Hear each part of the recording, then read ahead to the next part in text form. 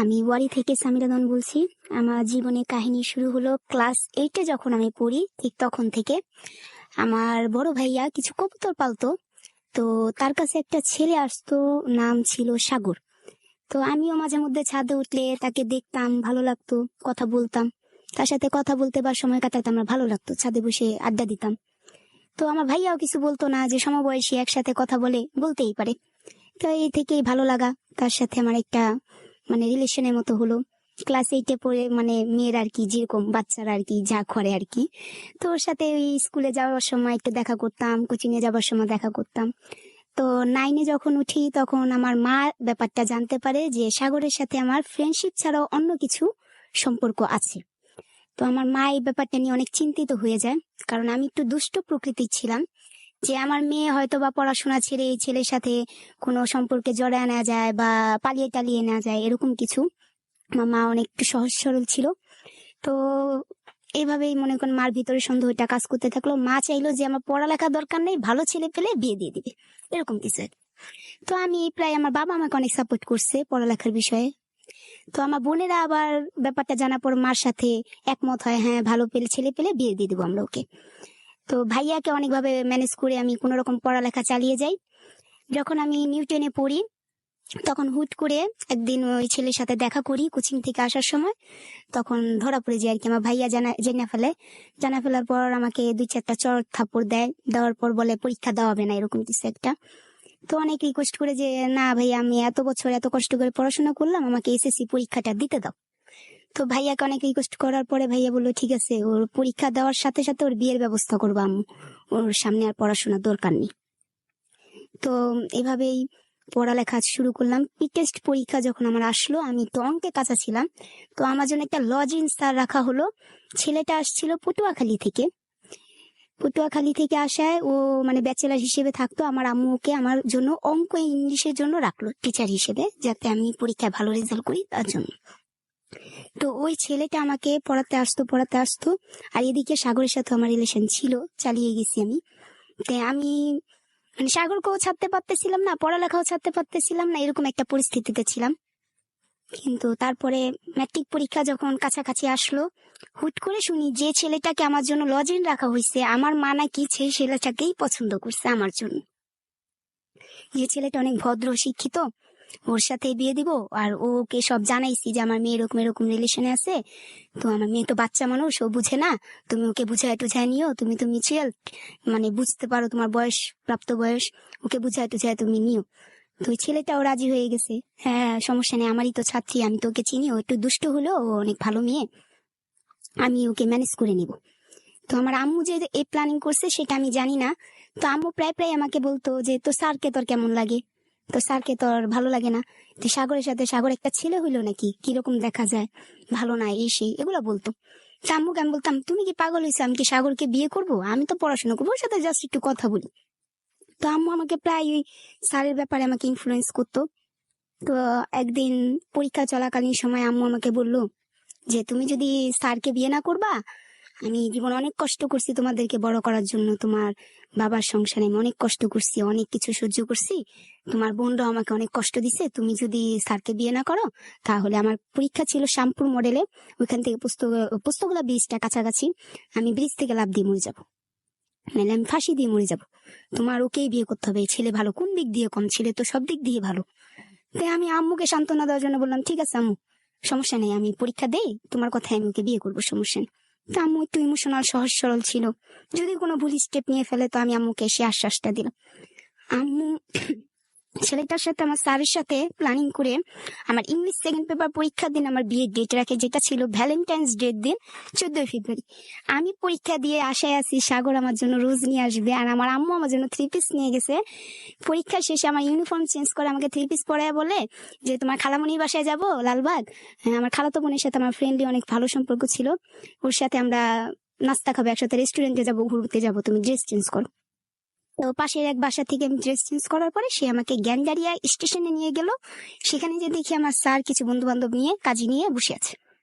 তা আম্মু বললো আজকে কাবিন করাবো, তারপর 2-3 বছর পর তুমি ইন্টার পাস করবো, তারপরে প্রয়োজনে উঠাইয়া দিবো, এখন তোমাকে দিব না বসে হাতে।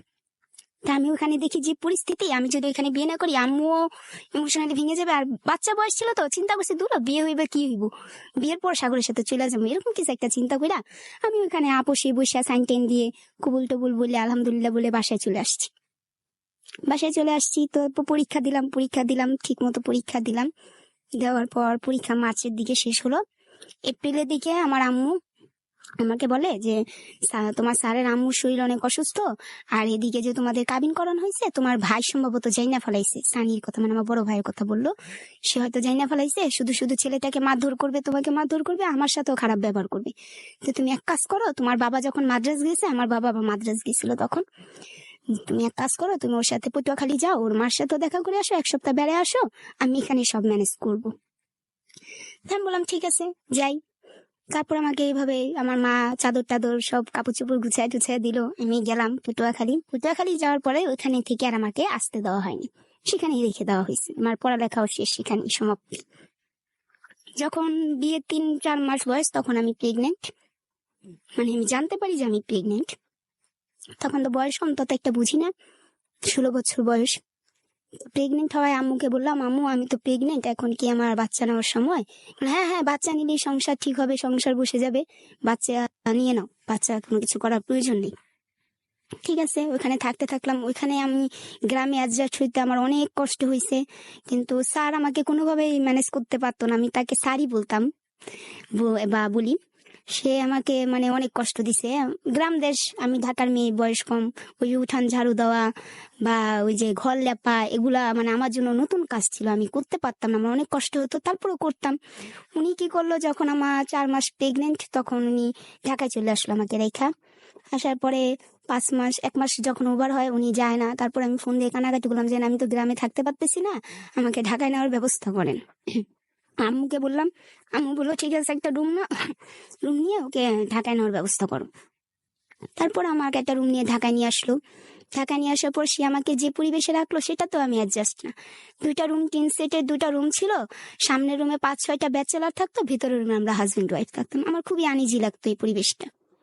তো যখন আমি 6 মাসে প্রেগনেন্ট তখন আমার মেজ আপু আমার সাথে দেখা করতে এখানে, যে যখন দেখে যে ব্যাচেলাররা সাথে থাকে, আমার বোন অনেক রাগ করে, যে এটা একটা পরিবেশ হলো নাকি, তুমি কিভাবে আমার বোনকে রাখছো, তুমি এখান থেকে ঘর চেঞ্জ করো, নাহলে অন্য ব্যবস্থা করো, এভাবে কি আমার বোন থাকতে পারে নাকি, এতগুলা ছেলে থাকে সামনে, কিভাবে থাকে, ও প্রেগনেন্ট মানুষ। তো আমার স্যার বললো যে আমার তো অত সামর্থ্য নাই, আমি যে ওরে ভালো ফ্ল্যাট বা ভালো রুম নিয়ে ভাড়া রাখবো, আমি যতটুকু ইনকাম করি আমি তার ভিতরেই রাখবো। তোমার আম্মু শুনে বললো, আমাদের জুরাইনে একটা বাড়ি আছে, মুরাদপুর জুরাইন, আম্মু বললো এখানে আমি একটা ফ্ল্যাট খালি করে দিতেছি, তুমি প্রীতিকে নিয়ে ওইখানে উঠো, আর তোমার শ্বশুরকেও আমি ম্যানেজ করছি, সে এখন ঠান্ডা হয়ে গেছে, আমি তোমাদের বাসায় নিয়ে আসার ব্যবস্থা করতেছি। তারপর সে যখন আমার প্রায় 7 মাস বেবি, তখন আমাকে জুরাইনে ফ্ল্যাটে উঠানো হলো। ফ্ল্যাটে উঠানোই এই যে ভুল শুরু হলো, আমার মার থেকে ওর চাহিদা পূরণ শুরু হলো। তো ফ্ল্যাটে উঠলাম, উঠার পরে সে চিটাগাং রোডে আদমজি ইপিজেটে তখন চাকরি নিল।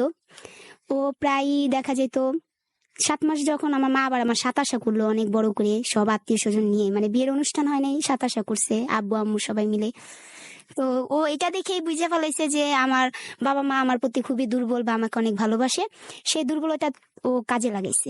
ও প্রায় প্রায় আম্মুকে বলতো, আম্মা আমি তো পড়ালেখা করি, সংসারও চালাই, আমি একসাথে পারি না, তো আপনি আমাকে এত 20,000 টাকা বা 30,000 টাকা দিবেন, আমি এই কোর্সটা করবো, কম্পিউটার একটা কোর্স আছে, করলে আমি ভবিষ্যতে ভালো চাকরি পাবো, ভবিষ্যতে ভালো চাকরি করলে আপনার মেয়ে শান্তিতে থাকবে। তো আমার আম্মু তো অনেক সহজ সরল ছিল, আম্মু আব্বুকে জানিয়ে কিছু দিত, না জানিয়েও কিছু দিত, এরকম করতো। ওকে প্রচুর টাকা দিত আব্বু আম্মু। তো ও এই কোর্স করবে, ও রেজিস্ট্রেশন লাগবে, ও বই কিনবে, ও কোচিং এ ভর্তি হবে, এই সেই করে নানান ভাবে টাকা নেওয়া শুরু করলো। যখন আমার ডেলিভারির সময় হলো, আমার মানে শরীর অসুস্থ, তখন আমার আম্মু বললো কি যে তোমাকে মগবাজার 8 দিন হাসপাতালে নিয়ে ডেলিভারি করাবো। তো আমি বললাম, আম্মু স্যারের তো অত টাকা নেই, মগবাজারে তো ডেলিভারি করাইতে গেলে অনেক টাকা প্রয়োজন, নর্মালে করলেও প্রচুর টাকা লাগে, সিজার করলেও টাকা লাগে, আমি টাকা কই পাবো এত, তোমার টাকার কথা এত চিন্তা করা লাগবে না। আমার আম্মু বললো, তোমার সব বোনদের ওখানে হয়েছে, তোমার ওখানে হবে। আমি বুঝবো, সেটা তোমার বোঝা লাগবে না। আচ্ছা ঠিক আছে। তো আমাকে নিয়ে ভর্তি করলো। আমার হাজবেন্ডে কোনো টাকা পয়সা দেয়নি, সম্পূর্ণ আমার মাই বহন করছে। হয়তো বা আমার বাবা জানে কি জানে না আমি জানি না, কিন্তু আমার মাই সম্পূর্ণ খরচ বহন করে আমাকে।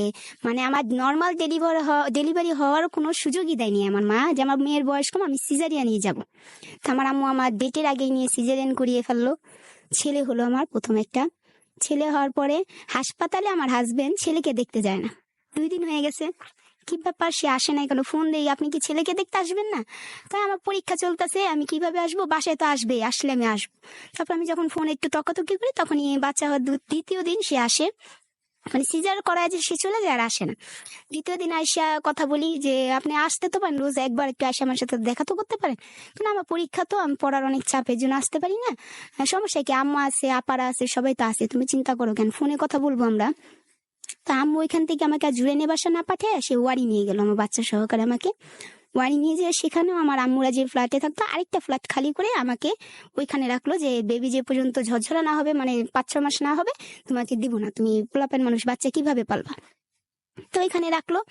তো ও বেতন পেলো যখন, পিজিতে বেতন পেয়েছে, পরে আমি বলছি যে দেখেন আমার চাচারা তো পাশাপাশি থাকে, সবাই থাকে, এলাকাবাসী বলে যে মিষ্টি কই মিষ্টি কই। এখন বাবা যতই দেখ, আপনি যদি হাতে করে মিষ্টি না নিয়ে আসেন মানুষ তো খারাপ বলবে, আপনি তো বাচ্চার বাবা।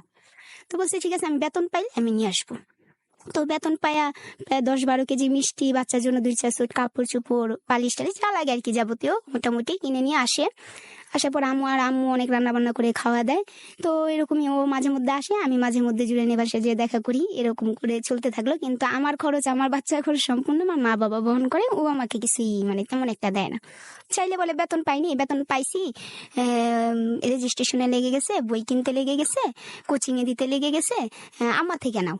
আম্মাকে আমি বলে দিতেছি। তো আমার আম্মাকে বললো, আমার আম্মাও মানে সাথে সাথে হ্যাঁ কি লাগবে তোমার, আমাকে বলবা, ছেলেকে ডিস্টার্ব করবে না, ওকে পড়ালেখা করতে দাও। তো এইভাবে চলতে থাকলো।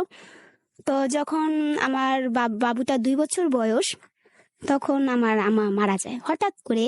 মানে ভালো সুস্থ লোক স্ট্রোক করে মারা যায়।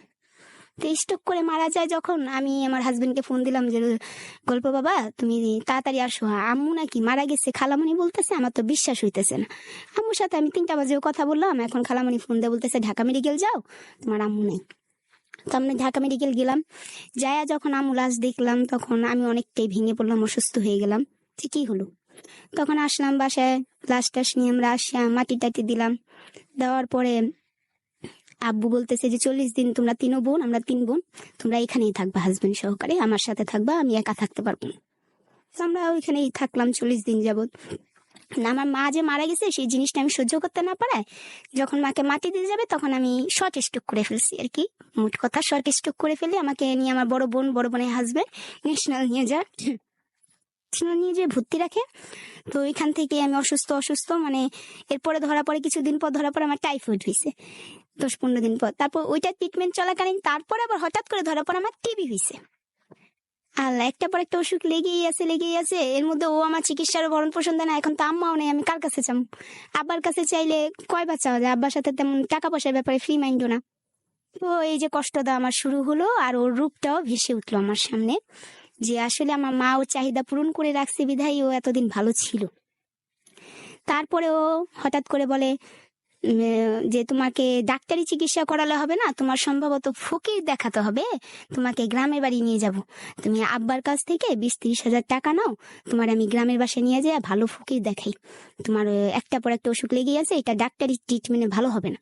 তো আমি আব্বুকে যা বললাম, আব্বু তো ডাইরেক্ট না করে দিল, যে না আমি কোথা থেকে টাকা দেবো, আমার কাছে কোনো টাকা পয়সা নেই, তোমাকে প্রচুর টাকা দিছে, এখন নিজের সংসার নিজে সামলাও, আমি সানিকে বিয়ে করাবো। আমার ভাইয়ের কথা বললো, আমি আমার ছেলের বউ নিয়ে সুখ শান্তিতে থাকবো, তোমরা যা সংসার শেষে সামলাও।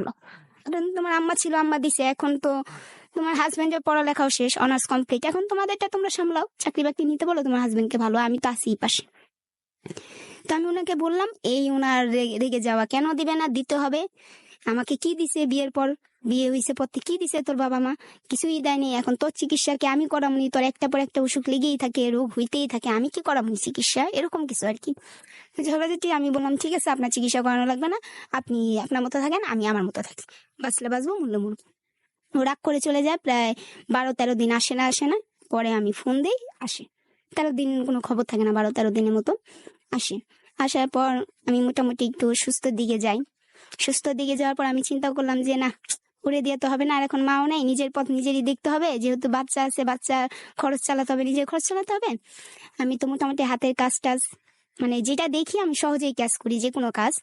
তো ভাড়াটিয়া দেখতাম কি টুপেন প্লাগ বানাইতো ঘরে বসা, ডর্জন হয়তো 12 টাকা, 4 টাকা না 8 টাকা, এরকম মানে এক একটা এক এক রেটের ছিল। তা আমি ওকে ভাড়াটিয়া ভাবিকে বললাম, ভাবি আমাকে ও কয়টা করে কাজ এনে দেন, আমি ঘরে বসে বসে করবো। আমার তো হাত খরচ লাগে, আমার কিছু করা দরকার। তো ওই ভাবি আমাকে নিয়ে পরিচয় করা দিল কারখানায়। তো ওইখান থেকে যাই আইসে আমি কাজে এনে ঘরে করতাম। আল্লাহরই রহমত, আমার হাত খুব চালু হয়ে যায় কাজে, আমি ভালো টাকা ইনকাম করা শুরু করি, আমার সংসার আমিই চালানো শুরু করি। ওর আর প্রয়োজন পড়ে না, আমার তেমন একটা ভাড়া দিতে হয় না, শুধু বাচ্চা নিয়ে খরচ। তাছাড়া তেমন বিপদে পড়লে বোনদের কাছে যেতাম, বোনরা উপকার করতো, হেল্প করতো, বাবাও যতটুকু সমর্থ করতো, হয়তো বাজার করতে গেলে আমার জন্য বাজার করতো, এরকম কিছু। এরকম ভাবে চলতে থাকলাম। পরে আমার বাবা হাইকোর্টে একটা মুহুরির চাকরি নিয়ে দিল আমার হাজবেন্ডকে। মুহুরি চাকরি নিয়ে দেওয়ায় মুহুরি চাকরিতে তো প্রচুর টাকা পয়সা, কিন্তু সে কি করতো, যখন আসতো তার সাথে পকেটে আমি কখনোই 200 টাকার উপরে দেখিনি। সে কি করতো, আসার পথে হয়তো বিকাশ করে গ্রামে পাঠিয়ে দিত বা কোথাও রেখে আসতো, কিছু একটা করতো। তো এই নিয়ে মাঝে মধ্যে আমাদের ঝগড়া লেগে যেত যে আপনি তো কাজ ভালোই করেন, মুহুরি কাজ করেন, টাকা পয়সা আনতে পারেন না কেন ঘরে? 150-200 টাকায় একটা মুহুরির ইনকাম নাকি? আমি কি জানি না? আমাকে কি লোকেরা বলে না যে একটা মুহুরির কত টাকা ইনকাম হতে পারে? তো এই নিয়ে তর্কাতর্কি প্রায় করতাম। আর তখন তো একটু বয়সও বাড়ছে, একটু বুঝিও। হ্যাঁ, আপনি টাকা পয়সা কি করেন? তো গ্রামের বাড়িতে গেলাম বেড়াতে একবার ঈদে, যে দেখি যখন আমাকে বিয়ে করে নিয়ে যাওয়া হয়েছে তখন দেখতাম চাল দিয়ে পানি পড়তো, নারিকেল পাতা দিয়ে বাথরুমের মতো ছিল, মানে তেমন স্যানিটারি ল্যাট্রিনও ছিল না, এরকম একটা পরিবেশ ছিল। আর যখন আমি 2-3 বছর পর গেলাম তখন দেখি নতুন চালের ঘর, স্যানিটারি ল্যাট্রিন, সোলার, মানে ঘরের পরিবেশই চেঞ্জ হয়ে গেছে। তো কি ব্যাপার, আমাকে ওইখানে কষ্ট দিয়া দিয়া ও সব টাকা কি গ্রামে পাঠায় নাকি, এরকম মাথায় আসলো। গ্রামে এত উন্নত হইলো কেন? তোমার চাচি শাশুড়ি না মামি শাশুড়ি বললো সমস্ত ভালো টাকা ইনকাম করে, ভালো টাকাই পাঠায় গ্রামে। ওর ভাইরা ভালো জায়গা জমি নিতেছে, ঘর দুয়ার উঠাইতেছে, সবই করতেছে, এরকম কিছু। তখনই আমি বুঝতে আমার বাকি রইল না যে সে আমার মাথায় কাঁঠাল ভেঙে খেতেছে, ভাড়াও দিতে হয় না, বউ বাচ্চারও খরচ দিতে হয় না, সে ইনকাম যা করে সব গ্রামে পাঠায় দেয়, এরকম কিছু। তো আমি এই জন্য প্রায় ওর সাথে ঝগড়া করতাম, তো এই গ্রামের বাসায় টাকা পাঠিয়ে দাও, তুমি আমার খরচ দাও না, এরকম ঝগড়াঝাটি লেগেই থাকতো এরকম। তো 2016 দিকে আমি জানতে পারলাম যে আমি আবার প্রেগনেন্ট। তো যখন প্রেগনেন্ট জানতে পারলাম তখন 3 মাসের প্রেগনেন্ট আর কি। আমার একটু সমস্যা ছিল, মানে বুঝতে পারিনি, 3 মাস সময় বুঝতে পারছি যে আমি প্রেগনেন্ট। তো আমি এটা বাসায় জানানোর পর আমার বাবা আমার সাথে প্রচুর রাগারাগি করলো যে এই বাচ্চা তুমি রাখতে পারবে না, এই বাচ্চা ফালো, তোমার জামাই ভালো না, তোমার একটা বাচ্চা নিয়ে তুমি কাজ করে খাও, এত কষ্ট করো, তারপর আবার আরেকটা বাচ্চা নিচ্ছ, তুমি কোন সাহসে, তুমি এখন বাচ্চা অ্যাবর্শন করে ফেলাইবা, এই বাচ্চা নেওয়ার প্রয়োজন নেই। তো আমি আমার বড় এক ভাবির সাথে গেলাম মিটফুট হাসপাতালে অ্যাবর্শন করার জন্য, কিন্তু আমার মন মানলো না, আমি ভয় পাইলাম না, মন মানলো না, আমি হাসপাতাল থেকে ফিরে আসছি, অ্যাবর্শনটা আর করাইনি। তো বাসে আসছি, পরে আব্বু অনেক রাগারাগি করলাম, আব্বু ঠিক আছে, আর রিজিক তো আল্লাহর কাছ থেকে নিয়ে আসবে, কাজ করে যখন একটা বাচ্চাকে খাওয়াইতে পারি 2টাও খাওয়াইতে পারবো, তোমার সাপোর্ট যতটুকু তুমি পারবা করবা, তোমাকে আমি কোনো কিছুর জন্য চাপ দিব না, একটা বাচ্চাকে আমি কিভাবে এভাবে ফালাই দিই, আমি পারবো না। তো বললাম, পরে আব্বু আর কিছু বললো না। তো এইভাবে চলতে থাকলো।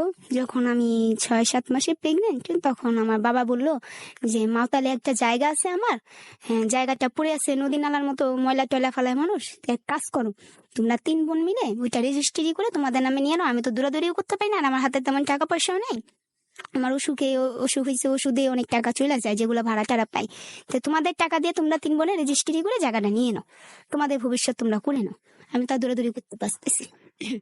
এমন কিছু বলে আমরা 3 বোন উদ্যোগ নিলাম যে আমরা এই জায়গাটা রেজিস্ট্রি করে নিব। তো আমার হাজবেন্ড যেহেতু মুহুরি, আমার 2 বোন আমার হাজবেন্ডকে বললো যে সবুজ তুমি তো মুহুরি, তুমি কাজ টাজ করো, যা ভাগে আসে আমরা 3 জন ভাগে চুগে টাকা দিয়ে দিব। তো রেজিস্ট্রি সব কাগজপত্র প্রসেসিং কমপ্লিট করলো, আমি আবার একটা কিস্তি উঠাইলাম, যে টাকা পয়সা লাগবে 50,000 টাকা কিস্তি উঠাইলাম। তো যেদিন রেজিস্ট্রির দিন, সেদিন আমার বাবা আবার আগের দিন ময়মনসিংহ গেছিল একটা কাজের ব্যাপারে। তো আব্বু আসছে, আব্বু তো অসুস্থ ছিল, ওনার পা অনেকটা ফুলে গেছে। তো রেজিস্ট্রির দিন আমার হাজবেন্ড আমাকে বললো যাও তুমি বাবাকে নিয়ে ফতুল্লা রেজিস্ট্রি অফিসে যাও, আমি এখান দিয়ে উকিলের সাথে যাব। তো আমি ওয়ারি গেলাম যে আব্বু তুমি যাবা না? আব্বু বলে দেখ আমার পায়ের কি অবস্থা, তোরা সামনের সপ্তাহে রেজিস্ট্রিটা রাখ, আমি কিভাবে যাবো এই পাওটা নিয়ে, আমার পাওটা আরো ব্যথা করবো। আমি আবার বাসায় ফিরে আসলাম। আমার খারাপ লাগলো যে না, এইভাবে তো আব্বুকে নেওয়া যায় না। যে রোজা গল্প বাবা, আব্বু তো এরকম এরকম পায়ের সমস্যা, তো এক কাজ করেন সামনে রবিবার ডেটটা ফালান। কেন? ও মানে আমাকে চোখ টোক বড় করে, এক্ষণে যেতে হইব তোর বাপে কেন যাইবো না? আমি কাগজপত্র কি রেডি করি নাই? আমি কি টাকা খরচ করি নাই? এক্ষণে যেতে হইব। সে আবার আমাকে পাঠালো। আমি তখন 7 মাসের প্রেগনেন্ট অবস্থায়, মানে ওয়ারি থেকে জুরাইন, জুরাইন থেকে ওয়ারি, ওয়ারি থেকে জুরাইন, জুরাইন থেকে ওয়ারি, প্রায় 6 বার আপ ডাউন করি। ওখান থেকে বাবাও রেগে যায়, আমি যাব না, আমার জায়গা, আমার যখন মন চায় আমি তখন দিব, তোর জামাইয়ের কথা আমি তোকে দিব নাকি? আর এখান থেকে আমার হাজবেন্ড আমাকে বলে যে এক্ষণে যাও, তোমার বাবাকে যেভাবে পারো ম্যানেজ করে যেতেই হবে। এরকম করতে করতে আমি প্রায় অনেকটা অসুস্থ হয়ে যাই। তো আমি ঘরে যাই, শুয়ে পড়ি। পরে ওর সাথে আমার ঝগড়া চলতেই থাকে। এর মধ্যে এক পর্যায়ে সে আমার গায়ে হাত তুলে ফেলে, দুইটা চটকনা, তারপর একটা লাথি যখন মারে তখনই আমার ওয়াটার ব্রোক হয়ে যায় বাচ্চার, যেটা মানে বাচ্চা হওয়ার সময় ওয়াটার ব্রোক হয়। তো ওয়াটার ব্রোক হয়ে যাওয়ার পর নিচে আমার মামি ছিল, আমি আবার চিৎকার দিয়ে মামিকে ডাক দিই, মামি তাড়াতাড়ি আসো, দেখো কি হয়েছে। 7 মাসে কিভাবে ওয়াটার ব্রোক হয় আমার মাথায় মানে আসতেছে না। তো মামি বলতেছে এক্ষণ ওরে হাসপাতালে নিয়ে যাও সবুজ, আর নিলে আমি এখন পুলিশ ডাকুন, তুমি কিভাবে এই অবস্থা ওর গায়ে হাত তুললা? আমি দুলাভাইরে ফোন দিতেছি। তো সবুজে ভয় পেয়ে গেল, তাড়াতাড়ি করে আমাকে কোলে করে এলোপাথালি নিয়ে দৌড় দিয়ে সে মগবাজার রাত দিনে নিয়ে গেল। নিয়ে যাওয়ার পর ডাক্তাররা বলে এখন ইমিডিয়েট সিজারিয়ান করতে হবে, 7 মাসেই ডেলিভারি হবে, যেহেতু ওটার ওয়াটার ব্রোক হয়ে গেছে, ওকে রাখা যাবে না। 7 মাসে বাচ্চাটা হলে তো সমস্যা। তুই যে আমি কিস্তি 50,000 টাকা উঠেছি, আমার মনে বল যে আগে আমি নিজে বাঁচি, বাচ্চা পরে জায়গা রেজিস্ট্রি হবে, পরেরটা পরে দেখা যাবে। তো ও কি করলো, আমাকে যখন সিজার রুমে ঢুকাইলো সে পর্যন্ত আমি ওকে দেখছি, বের হওয়ার পরে ওর চেহারা আমি দেখি না। আমাকে সিজারের ওয়েটিং রুমে প্রায় 1.5 ঘন্টা রাখা হয়েছে, আমার নাম বাইরে মাইকিং করা হচ্ছে, আমি এতিমের মতো শুয়ে আছি, আমাকে রিসিভ করার মতো কোনো গার্জিয়ান নেই মগবাজার আদমিনে, যে রুগীটাকে যে রিসিভ করে একটা ওয়ার্ডে নিবে বা কেবিনে নিবে সেই লোকটা নেই, মানে আমাকে ফেলেও চলে গেছে ডেলিভারিটা করাই। তো আমি কি করব 1.5 ঘন্টা পরে আমার মার মামাতো বোন, সে কিভাবে যেন খবর পায়, সে আসে। সে যখন মানে সে আমাকে আমার ডাক নামে চিনে, তো আমার আসল নামটা যখন মাইকিং করা হচ্ছে বুঝতে পারে না, তখন সে যখন গেটটা দিয়ে চুকি দেয় তখন দেখে যে আমি শুয়ে আছি, বলে যে এটাই আমার ভাগ্নি। তখন ডাক্তাররা বলে এই রুগীটাকে তো আমরা 1.5-2 ঘন্টা যাবত শোয়া রাখছি, কেউ রিসিভ করার নেই। তা আমি ভাবছি যে 7 মাসে যখন ডেলিভারি হয়েছে, অবজারভেশন আমার বাচ্চাকে আমার কাছে নিয়ে আসলো না, আমার বাচ্চা মনে হয় মারাই গেছে, এরকম কিছু একটা। তো খালামানি বললো না, আমাকে তো ফোন দিল মিতু, আমার বড় মনের কথা বলতেছে যে ওরে নাকি এনআইসিউ তে রাখা হয়েছে। তা আমি তখনই চিৎকার দিয়ে বললাম, এনআইসিউ তে যে রাখলো, এনআইসিউ তো খরচ জানে, সে প্রাইভেটে রাখলো না সরকারিতে রাখলো? প্রাইভেটে রাখলে তো প্রচুর টাকা লাগবে, কারণ আমার বিয়ের এক বাচ্চা রাখছে, আমার একটু আইডিয়া ছিল। তো কি কোথায় রাখছে বাচ্চা? তো বলতেছে প্রাইভেটে রাখছে। আমাকে এখন প্রাইভেট থেকে বের করার ব্যবস্থা করেন খালা, নিলে কিন্তু আমি এত টাকা কই পাম। পরে আমার খালা ফোন দিল আমার হাজবেন্ডকে, সে বলতেছে না সমস্যা নেই, আমি কথা বলছি, রোজ 2-4 হাজার টাকা 6 হাজার টাকা করে লাগতে পারে, বেশি লাগবে না। টাকা তো আছেই 50,000 মতো তো আছেই, 20-30 হাজার টাকা সিজারে যাবে, বাকি টাকা দিয়ে বাচ্চা ট্রিটমেন্ট করে নিয়ে যাও। আমি বলতেছি স্যার আপনি তো, আমি তো করে স্যারই বলতাম ওনাকে, যে স্যার আপনি তো ভুল করতেছেন, প্রাইভেটে লাস্টে দেখা যাবে কি একটা বড় লম্বা বিল দিয়ে দিবে, তখন কি করবো? না তুমি এত টেনশন করো না, আমি বুঝবো। 7 দিন যখন সিজারিয়ানের হয়, আমি বাচ্চাকে দেখার জন্য ধানমন্ডি একটা প্রাইভেট হাসপাতালে বাচ্চাকে রাখা হয়, সেখানে যাই। তো যেই আমি ফার্স্টে বলি যে আমাকে একটু বিলটা দেখান, কত টাকা বিল আসছে। তো আমি দেখি বিলে লেখা 1,20,000 টাকা। তখন আমি বললাম, স্যার আমি আপনাকে বলছিলাম যে এখানে বিলটা ধরায় দিবে, এখন এই 1,20,000 টাকা আপনি কোথায় পাবেন? তো বলতেছে আচ্ছা দেখি কি করা যায়, আব্বারে ফোন দাও, বড়াপাকে ফোন দাও, ছোটাপাকে ফোন দাও। আমি কাউকেই ফোন দেওয়া যাবে না, কারণ তারা এই বাচ্চার বিরুদ্ধে ছিল যে আমি যেন বাচ্চাটা না নিই। তা আপনি যে কথা বলতেছেন এখন এই টাকা, আমি তো আপনাকে ফার্স্টের দিনই বললাম যে সরকারি হাসপাতালে নিয়ে যান, এখন আমি কই পাবো এতগুলা টাকা? তা আমি বাসায় আসলাম। বাসায় আসার পরে বাচ্চা তো ওইখানেই, তার ওজন মাত্র 1.5 কেজি হয়েছিল, মানে আমার মেয়েটার, দ্বিতীয় বাবুটার। তো আমি এখন চিন্তা করতেছি আমি কি করব। তো পাশের বাসার মামিকে বললাম, মামি আমাকে কিছু টাকা কি লাভে দিয়ে নিয়ে দেওয়া যাবে, এরকম এরকম তো বাচ্চার সমস্যা। তো মামি বললো তুমি দিবা কিভাবে? আমি কই যে দিব, আমি আবার বাসায় আইসা বাবুকে নিয়ে একটু সুস্থ হয়ে একটা কিস্তি টিস্তি উঠায় আপনাকে দিয়ে দিব, বা কাজ করে শোধ করে দেবো, বা ভাড়া দিয়ে যেভাবে পারি আমি দিব। কয় হ্যাঁ দেওয়া যাবে, কিন্তু লাভ কিন্তু প্রচুর নেয়। হ্যাঁ লাভ চিন্তা করে কি এখন চলবে, আমার নিয়ে দেন। তো আমি কিছু টাকা লাভে নিলাম, কিছু টাকা ছিল সেটা অ্যাডজাস্ট করলাম। আর বাড়ি, আমার বাবার বাড়িতে তো আমি ছিলাম একটা ফ্ল্যাট নিয়ে, তো আমি মানে চিন্তা করলাম বাবা পরে রাগারাগি করবে, পরেরটা পরে দেখা যাবে, আগে সন্তান বাঁচায় আনি। তো বাবার ভাড়ার যে টাকা ওগুলা মানে আমি ভাড়াটিয়াদের কাছ থেকে নিয়ে নিলাম। তো সব মিলিয়ে 96,000 টাকা হলো টোটাল। তো আমি বললাম স্যার এখন আপনি কিছু আনা দেন দেশের থেকে, আপনার ভাইদের কাছ থেকে বা আমার মার কাছ থেকে বা আপনার বোনের কাছ থেকে, বা আপনার কিছু যদি সেভিংস থাকে ওখান থেকে দেন। আমার কাছে তো 1 টাকাও নাই, যা ছিল ওই সিজারে দৌড়াদৌড়ি করে খরচ হয়েছে। আমি বলতে সিজারে তো আমার থেকেই খরচ করলেন, যেটা কিস্তির টাকা ছিল। মানে আমার তেমন টাকা নেই, আমি কই পাবো এখন টাকা, আমার তেমন কোনো মামলা মোকদ্দমাও যাইতেছে না কোর্টে, আমি টাকা কই পাবো। তা আমি আর কিছু বলি নাই, আমি তো অসুস্থ ছিলাম সিজার যেহেতু। তো আমি আমার ওই মামিটাকে আর আমার দোতলা এক ভাবি ছিল, ভাবিটাকে দুজনকে টাকা দিয়ে বললাম যে স্যারের সাথে আপনারা দুজন একটু যান, আমার বাচ্চাটাকে একটু রিলিজ করার ব্যবস্থা করেন। এখন আজকে রাত্রে তো আর ছাড়বে না, আপনারা যা পেমেন্ট করে আসেন, আমি সকালে উড়ে নিয়ে সরকারি হাসপাতালে যাব, দেখি কি করা যায়, আল্লাহ যা আছে কপালে। তো ওনারা গেল পরে, সে এতটাই জঘন্য লোক যে সে নাকি আমার ওই ভাবিকে আর মামিকে বলে যে দরকার নেই, আপনারা পিতির একটু বুঝান, টাকাগুলা এতগুলা টাকা 96,000 টাকা কি প্রয়োজন দেওয়ার হাসপাতালে টাকা, বাচ্চা যে অবস্থা, 1.5 কেজির একটা বাচ্চা, এটারে বাইর করলেই তো সাথে সাথে মারা যাবে, তো দরকার নেই, আমরা হাসপাতালে যাওয়ার আমাদের দরকার কি, থাক ওইখানে। তো এই কথা বলার সাথে সাথে মানে আমার যে ভাড়াটিয়া ভাবিটা, সে বলতেছে আমার মন চেয়েছে ওরে ঠাটে একটা চটকনা দিতে, শুধু চিন্তা করলাম বাড়িওয়ালার মেয়ে জামাই কিভাবে আমি থাপ্পড়টা দিই, কত বড় একটা কথা বললো, কেউ কি শ্বাস থাকতে ছাড়ে, ও কিভাবে বললো বাবা হয়ে এই কথাটা। তা আমি বললাম থাক ভাবি, এখন এইসব কথা বলার সময় নাই, আপনি বাচ্চা রিলিজ করার ব্যবস্থা। তো এই ভাবি আর মামি যে ডাক্তারদের হাতে পায়ে ধরে অনেক রিকোয়েস্ট করে যে গরিব মানুষ, অনেক 1,20,000 টাকা করতে দিব, এই যে 95,000 টাকা আমরা মিলিয়ে নিয়েছি, আপনারা এখন সকালে বাচ্চাটার একটু ছেড়ে দিন। তো অনেক রিকোয়েস্ট করার পরে ওনারা মানলো, যে দেখলো তো নিলে তো টাকা পাইতেছে না, আমি কই থেকে দিব তো টাকা। তারপর ওনারা ওই 95,000 টাকা দিয়ে বিল টিল ক্লিয়ার করে রাখছে। পরের দিন সকালে আমি আমার ঘরে যে ফ্রিজ ট্রিজ ছিল ওগুলো তো বিক্রি করছি, আমি এটা বলতে ভুলে গেছি, ওই যে 96,000 টাকা ম্যানেজ করছি, তখন আমি ঘরের কিছু জিনিসপত্র ছিল ওগুলাও বিক্রি করছি। তো আমার কাছে 6,000 টাকা ছিল, মানে সকালে পাইছি। ওই 6,000 টাকা নিয়ে আমি হাসপাতালে গেলাম। যাওয়ার পর বাচ্চাটাকে আমার কোলে দিল, কোলে দেওয়ার পর আমি বাচ্চাটাকে নিয়ে বের হয়ে একটা অ্যাম্বুলেন্সে করে ফার্স্টে গেলাম পিজিতে। পিজিতে কোনো সিট নেই, সিট নিয়ে গেলাম মিটফোর্ডে কোনো সিট নেই, কি করবো, এইভাবে করতে করতে 4,000 টাকা শেষ। লাস্টে আমার মেজো বোন ফোন দিয়ে বললো তুই এক কাজ কর, শিশু হাসপাতাল যা, শিশু হাসপাতালে যে হাতে পায়ে ধরে ডাক্তারদের কান্নাকাটি করে দেখ তোর বাচ্চাটাই কিছু করতে পারস কিনা। তো আমি গেলাম শিশু হাসপাতাল যে আমি যে ইমার্জেন্সি সিরিয়ালে দাঁড়ায় আমি মানে কান্না করতেছি, এর মধ্যে ডাক্তার তাড়াতাড়ি করে আমার বাচ্চাটাকে নিয়ে ইমার্জেন্সি রুমে অক্সিজেন লাগাইলো। অক্সিজেন লাগানোর পর একটা মহিলা ডাক্তার ছিল একটু মধ্যবয়স্ক, তো আমি ডাইরেক্ট যে ওনার পাও ধরে ফেললাম যে আন্টি আপনি বাঁচানোর মালিক, আপনি মারার মালিক, আমার তো এই সমস্যা, আমার মা নাই বাবা নাই কেউ নেই, আমার হাজবেন্ডও এরকম আমাকে রেখে রেখে চলে যায় টাকা পয়সার জন্য, তো আমার যা ছিল সব শেষ, এখন আমার বাচ্চাটাকে একটু বাঁচানোর ব্যবস্থা করেন।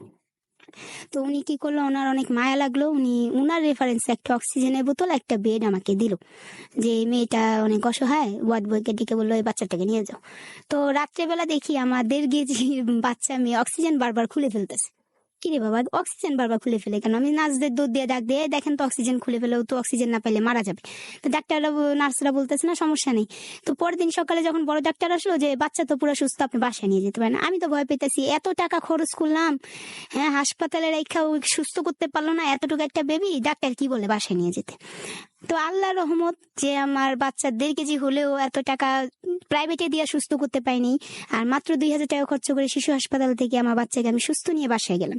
তো বাসায় যাওয়ার পরে এই ঘটনা, বাসায় যাওয়ার পরে 1 সপ্তাহ ঠিক ছিল, মানে আমার স্যার হাজবেন্ড, তো উনি ঠিক থাকার পরে 1 সপ্তাহ পর আমাকে হুট করে বলে যে আমি আলু ব্যবসা করতেছি, আলু ব্যবসা করুম, মুড়ির টাকা পাশাপাশি ব্যবসাও করা উচিত, তো বিক্রমপুরে না তোর বাবার অনেক পরিচিত লোক আছে, আমার 2-3টা ক্ষেত নেওয়ার ব্যবস্থা করে দেন।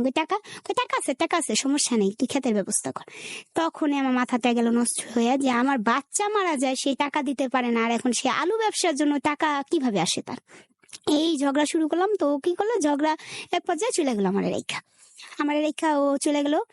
তো খোঁজ নেই খবর নাই, আসলো 2 মাস পর, মানে আসছে 2 মাস আমি অনেক কষ্ট করি, এই কাঁচা সিজন নিয়ে ছোট বাচ্চা নিয়ে আমি কাজ করে বাচ্চার দুধ চালাই, অনেক কষ্ট করি ওর ফ্যামিলি এতটা খারাপ, আমি বারবার প্রায় ওর ভাইদের ফোন দিছি, ওর ভাবিদের ফোন দিছি যে আপনাদের ওখানে কি স্যার গেছে, আপনাদের ওখানে কি স্যার গেছে, না আমাদের এখানে আসেইনি, আমাদের সাথে ওদের কোনো যোগাযোগই নাই এরকম, কিন্তু ও ওখানেই ছিল। তো 2 মাসের সময় হয়েছে কি কাহিনী, আমি আমার বাবার পাও ব্যথা, পাও টিপতেছি, বাবার সাথে কথা বলতেছি, ওয়ারি গেছিলাম। তো এর মধ্যে আমার বড় ভাসুরের ছেলের বউ আমাকে ফোন দিছে যে তোমার ননাসের ভাসুর মারা গেছে, হ্যাঁ তুমি কি আসবা। আমি কই আমি কিভাবে এত দূরে আসবো, বউ আমি কিভাবে আসবো। তো আমি বলতেছি আমার ভাতিজার বউ, ভাসুরের মানে ছেলের বউকে, তো এক কাজ করেন আন্টি, আমার হাজবেন্ডে ফোন দেন, আপনি চাচার ফোন দেন, চাচা যদি যায়, কয় হ্যাঁ তো হ্যাঁ নেই তো 2-3 মাস ধরে হ্যার বোনের বাসায়, ভাসুরের ছেলের বউ 2-3 মাস ধরে ওনার বোনের বাসায়। আমি তো প্রায় সপ্তাহে সপ্তাহে ফোন দিতেছি, কেউ তো বলে না, সবাই তো বলে যে দেশে নাই, না উনি তো এখানেই। আপনি এক কাজ করেন কাকি, আপনার একটা বুদ্ধি দেই, পাশের বাড়ির একটা নাম্বার দিল আমার ননাসের, যে ওনারে ফোন দিয়ে বলেন কি যে যায় একটু মোবাইলটা একটু আমার জামাইরা দেন, তো ওনারা তা জানে না ঝগড়া করে আসছে না কি করে আসছে, দেখেন হাতে নাতে ধরতে পারবেন। তা আব্বু বলে ঠিক আছে দে ফোন দে। তো আমি ওই পাশের বাড়ি একটা মেয়ে ছিল, নাম শিল্পী ছিল সম্ভবত, আমার ঠিক মনে নেই, ওরে ফোন দিলাম যে আম্মু একটু যাও তো, যায় তোমার আঙ্কেলের মোবাইলটা দাও তো, যে কাকি ফোন দিছে। তো ও আবার দৌড়ে যায়, সব ভিড়, মরা বাড়ি তো ভিড় অনেক। তো ওই মাঝখানে যা বলতেছে, এই সবুজ কাকা সবুজ কাকা তোমার বউ ফোন দিছে, ফোন ধরো।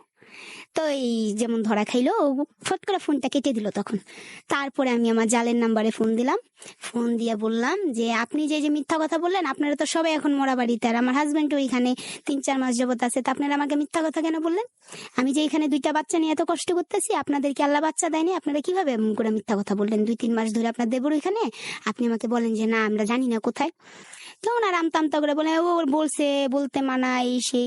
আব্বু বলে তুই ফোন রাখ, এখানে অন্য কোনো কাহিনী আছে, 2-3 মাস তো কাম কাজ ছেড়া সবুজ ওইখানে থাকার লোক না, অত যে টাকার পাগল, তো ফোন রাখ আমি খবর নিই। তো আব্বুর আবার ওখানে এক নেতা পরিচয় ছিল, ওনার ফোন দিয়ে খবর নিয়ে দেখলো যে তার বোন ওখানে তার বিয়ে ঠিক করছে, না বিয়ে দিবে এরকম কিছু একটা, হ্যাঁ একটা মেয়ে মানে হাজবেন্ড চলে গেছে, অনেক জায়গা সম্পদ আছে, মেয়ের সাথে বিয়ে ঠিক করছে, বিয়ে দিবে। তা আমি ফোন দিছি, আমি ফোন দিয়ে বলতেছি তো ভালোই তো, শুক্রবার বিয়ে করতেছেন, তো বিয়ে করেন, সমস্যা কি, তো আমার জানাইলেই তো পারেন যে আমি বিয়ে করুন, আমি কি আপনাকে ধরে রাখুন? যে এরকম না জানে এরকম 2-3 মাস যে যায় থাকেন, মানুষ বাঁচে না মরে, একটা টেনশনও তো থাকে যে কি অবস্থা, কি হয়েছে না হয়েছে।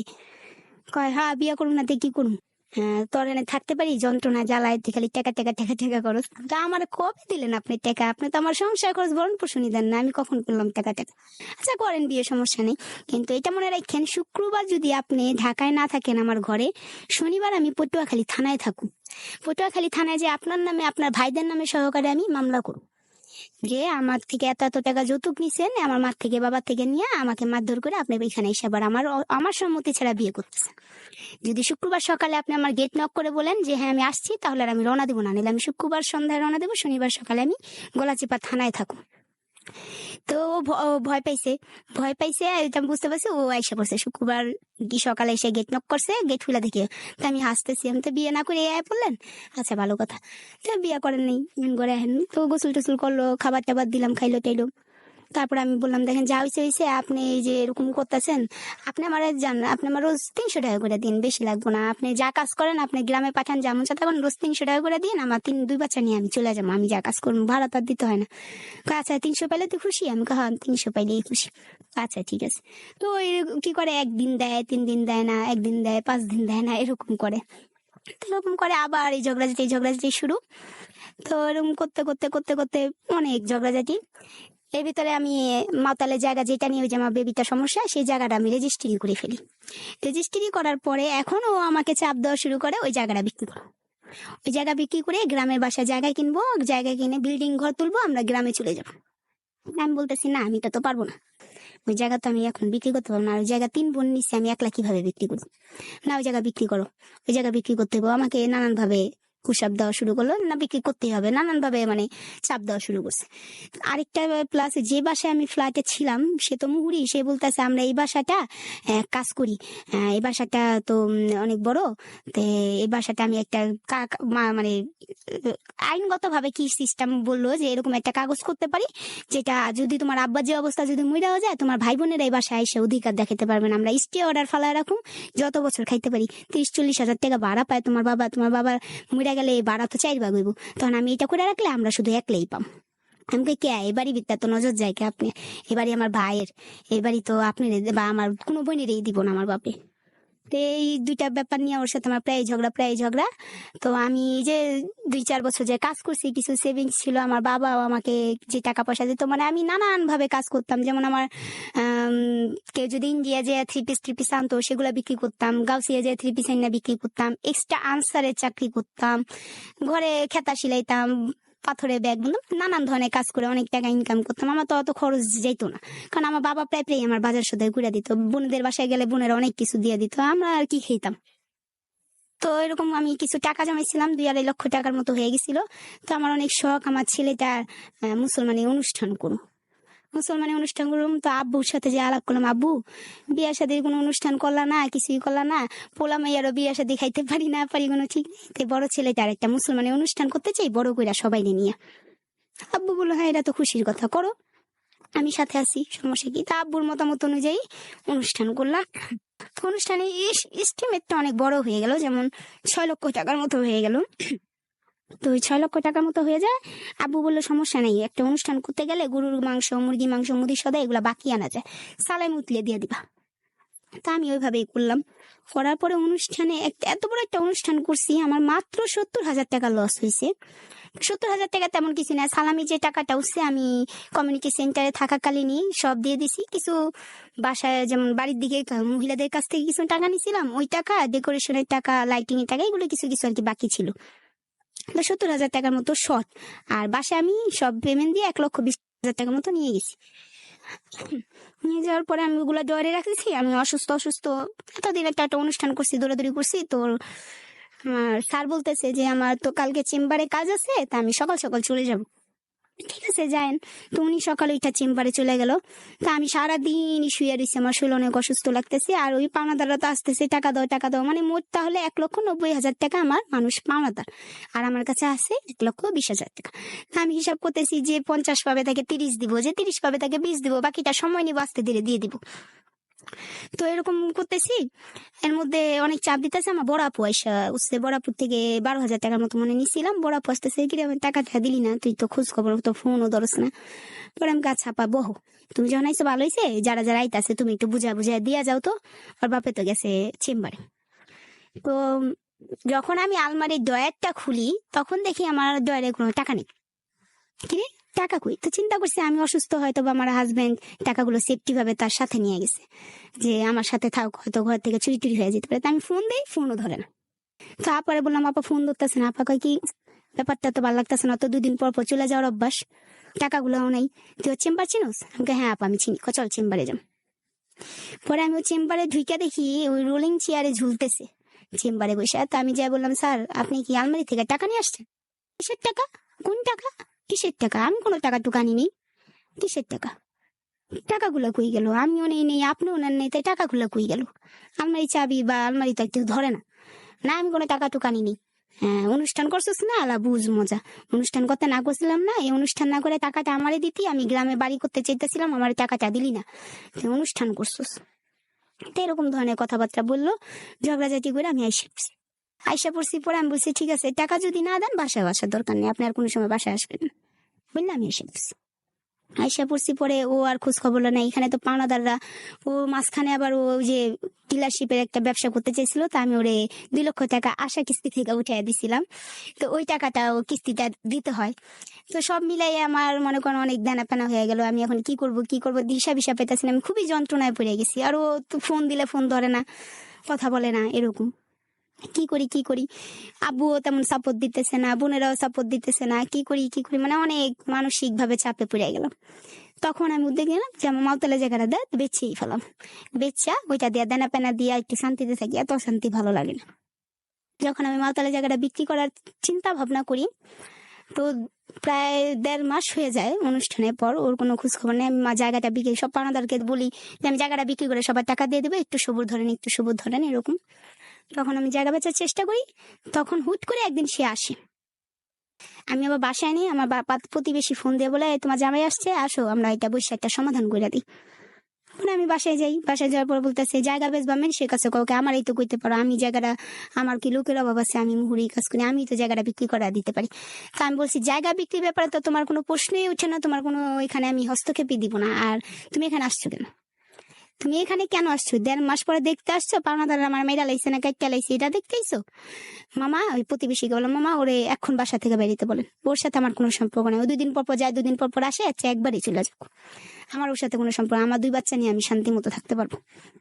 মামা বলতেছে যে না কেন সংসার ভাঙ্গা কি ঠিক নেই, মামা তুমি এরকম পাগলামি করো না। আমি কই না মামা অসম্ভব, ঠিক আছে আমি ওর একটা সুযোগ দিব, ও যদি আমার 1 লক্ষ টাকা আমার দেনা দেয় তাহলে আমি ওর সাথে সংসার করবো। ওরে আমি আজকে 1 তারিখ, সামনে 1 তারিখের ভিতরে যদি ও 1 লাখ টাকা নিয়ে আপনাদের সাথে নিয়ে, আমাকে টাকা দেওয়া লাগবে না, যারা আমার থেকে টাকা পায় তাদেরকে দিবে ওর হাত দিয়ে, তারপর আমি ওর সাথে সংসার করুন, এছাড়া আমি করুন না। যে আমার এত বড় বিপদে ফেলা যেতে পারে, সে ভবিষ্যতে যে আমার আরো বড় বিপদে ফেলাবে না তার নিশ্চয়তা কি? আমার দরকার নেই এমন জামাই। এসব ধরনের কথা বলার পরে আমি কিসের দেনা করছি, মামা ও দেনা করছে, ও সব দেনা ওই টাকা পয়সা নষ্ট করে। পরে আমি আমার মামাকে বললাম, মামা আমি যে কত কষ্ট করে খাই, এলাকায় বাসার ভিতরে সবাই দেখে আমি কাজ করে খাই, আমি কি কাজ করা ফ্যামিলির মেয়ে? আমি তারপরেও কাজ করে খাই। তারপরে আবার আমি কোনোদিন কি গরুর গোশ দিয়ে খাই না? আমার ঘরে কোনো ভালো ফার্নিচার আছে না? আমার শরীরে কোনো স্বর্ণ অলংকার আছে? আমি এত টাকা দেনা করে কি করছি কোন? আমি কত কষ্ট করি বাচ্চাদের নিয়ে, সবাই তো দেখে। বাড়ি ভাড়াটিয়াদের জিজ্ঞেস করেন কখনো কেউ হাতে করে কোনো সময় বাজার নিয়ে ঢুকছেনি, বা কোনো সময় বাচ্চাদের মজা নিয়ে ঢুকছেনি? আপনি জিজ্ঞেস করে দেখেন। আর আমি ওরা দেখাইতে পারবো ও আমাকে যখন বিয়ে করছে ওর বাড়ি ঘর কি ছিল, ওর কি অবস্থা ছিল ওর ফ্যামিলি, আর এখন ওদের কি অবস্থা হয়েছে। ও এই সব টাকা নিয়ে নিয়ে ওর বাড়ি ঘর করছে, জায়গা জমি কিনছে, ও করছে, আমি দেখাইতে পারবো না, আমার ও কিছুই দেখাইতে পারবো না। এরকম এক পর্যায়ে ঝগড়াঝাটি, আমি বললাম যে না আমি ওরে ডিভোর্স দিয়ে দেবো, আমি ওর সাথে থাকবো না, ওরে চলে যেতে বলেন এখান থেকে। তো মামার আবু যাইতে যা বললো যাওগা যাওগা। পরে গেছে গা, যায় কি করলো, সে আমার বাবার বাসায় যে আমার নামে বদনাম বললো, যে ওর সাথে মনে কোনো ছেলের সাথে মনে নতুন করে সম্পর্ক হয়েছে, পেতে এর জন্য আমার সাথে এমন করতেছে। তো এক কাজ করেন আব্বা, আমার বড় ভাই আবার সানি, ও আবার একটু অন্যরকম রাগী টাইপের, ওরে আবার আমার বাবা নেশা করে দেখে রিহাবি দিয়ে রাখছে। সানি দাদার আনার ব্যবস্থা মানে একমাত্র সানি দাদাই পারবো আর বোনেরে ঠিক করতে। আব্বু কইলো আচ্ছা ঠিক আছে, যেহেতু ওর মা নাই গা, আমিও অসুস্থ, তো ওর সানি রে ডাকি, সানি দেখি সংসারটা বহাইতে পারি। তা আব্বু ফোন দিয়ে রিহাব সেন্টারে পেমেন্ট দিয়ে ফোন দিয়ে বললো যে আমার ছেলেটাকে ছেড়ে দেন, আমার ছোট মেয়ে জামাই আসতেছে, ওর সাথে দিয়ে দেন। তো সানি দাদা আসলো, আসার পর বাসায় আসলো, আইসা আমাকে বললো কি সমস্যা, তুই এরকম রাগারাগি করতেছো জামাইয়ের লগে? তো আমি বললাম তোমার সাথে আমার একলা কথা, ওর সামনে কোনো কথা হইব না, ওরে বাইর করো, আমি তোমার সাথে একান্তে বসে কথা বলবো। আমি ভাইকে বললাম ঠিক আছে। পরে আমার ভাই আমাকে একটা রুমে নিয়ে বসলো, পরে আমি ভাইয়াকে সব ডিটেলস বললাম, ভাইয়া এই অশান্তি আমি পোহাইছি, তুমি তো ভিতরে ছিলা, এই অশান্তি এই যন্ত্রণা আমাকে মানুষ দিছে টাকার জন্য। তো বলতেছে আচ্ছা ঠিক আছে, তুই আমার বড় ভাই মানুষ না, তুই আমার সম্মান করছ না? আমি হ্যাঁ দাদা অবশ্যই। তাহলে তুই আমার 1 মাস সময় দে, আমি 1 মাস তোদের সাথে থাইকা দেখতে চাই যে তোর দোষ না তোর হাজবেন্ডের দোষ। ঠিক আছে দাদা তুমি থাকো, তুমি দেখো। তো আমার ভাই আমার সাথে 1 মাস থাকলো, থাইকা সেই দেখে যে হ্যাঁ ও তো ভালো টাকা ইনকাম করে, কিন্তু ঘরে কোনো টাকা পয়সা দেয় না। আশেপাশে থেকে তদন্ত করলো, বাড়ি ভাড়াটিয়াদের থেকে তদন্ত করলো, ডিটেলস নিল, দেখলো যে হ্যাঁ আসলে আমার হাজবেন্ডের দোষ। তো আমার ওই লোনের ব্যাপারে একবার আমার জায়গা বিক্রি হইতেছে না, আমি লোনেরও চেষ্টা করতেছিলাম, আমি ব্র্যাক ব্যাংকে যাব, গুলিস্তান ব্র্যাক ব্যাংকে। তো আমি আমার আব্বুর সাথে যোগাযোগ করি, আব্বুর পরিচিত একটা লোক আছে ব্যাংকে, ওইখানে গেছি, আমার ভাইয়াকে বইলা গেছি। আমার হাজবেন্ড আমার ভাইয়াকে বললো কি আপনার বোন কি ব্যাংকে গেছে, দেখেন গা কোন সারার লগে ঘুরতে গেছে গা, এইসব ধরনের মানে আরো অনেক, মানে যা একটা ভাই সহ্য করতে পারে অনেক আজে বাজে কথা বললো। তখন আমার ভাইয়া অনেক রেগে গেল যে এই ছেলের সাথে তো আমার বোনের কোনোভাবেই চলে না সংসার করা, এই ছেলে এখন এইসব ধরনের আজে বাজে, যেখানে আমি জানি আমার বাবা জানে ও ব্যাংকে গেছে, ও এইসব কথা বলতেছে, তো আগে চলে তো অনেক বদনাম করে আমার বোনের।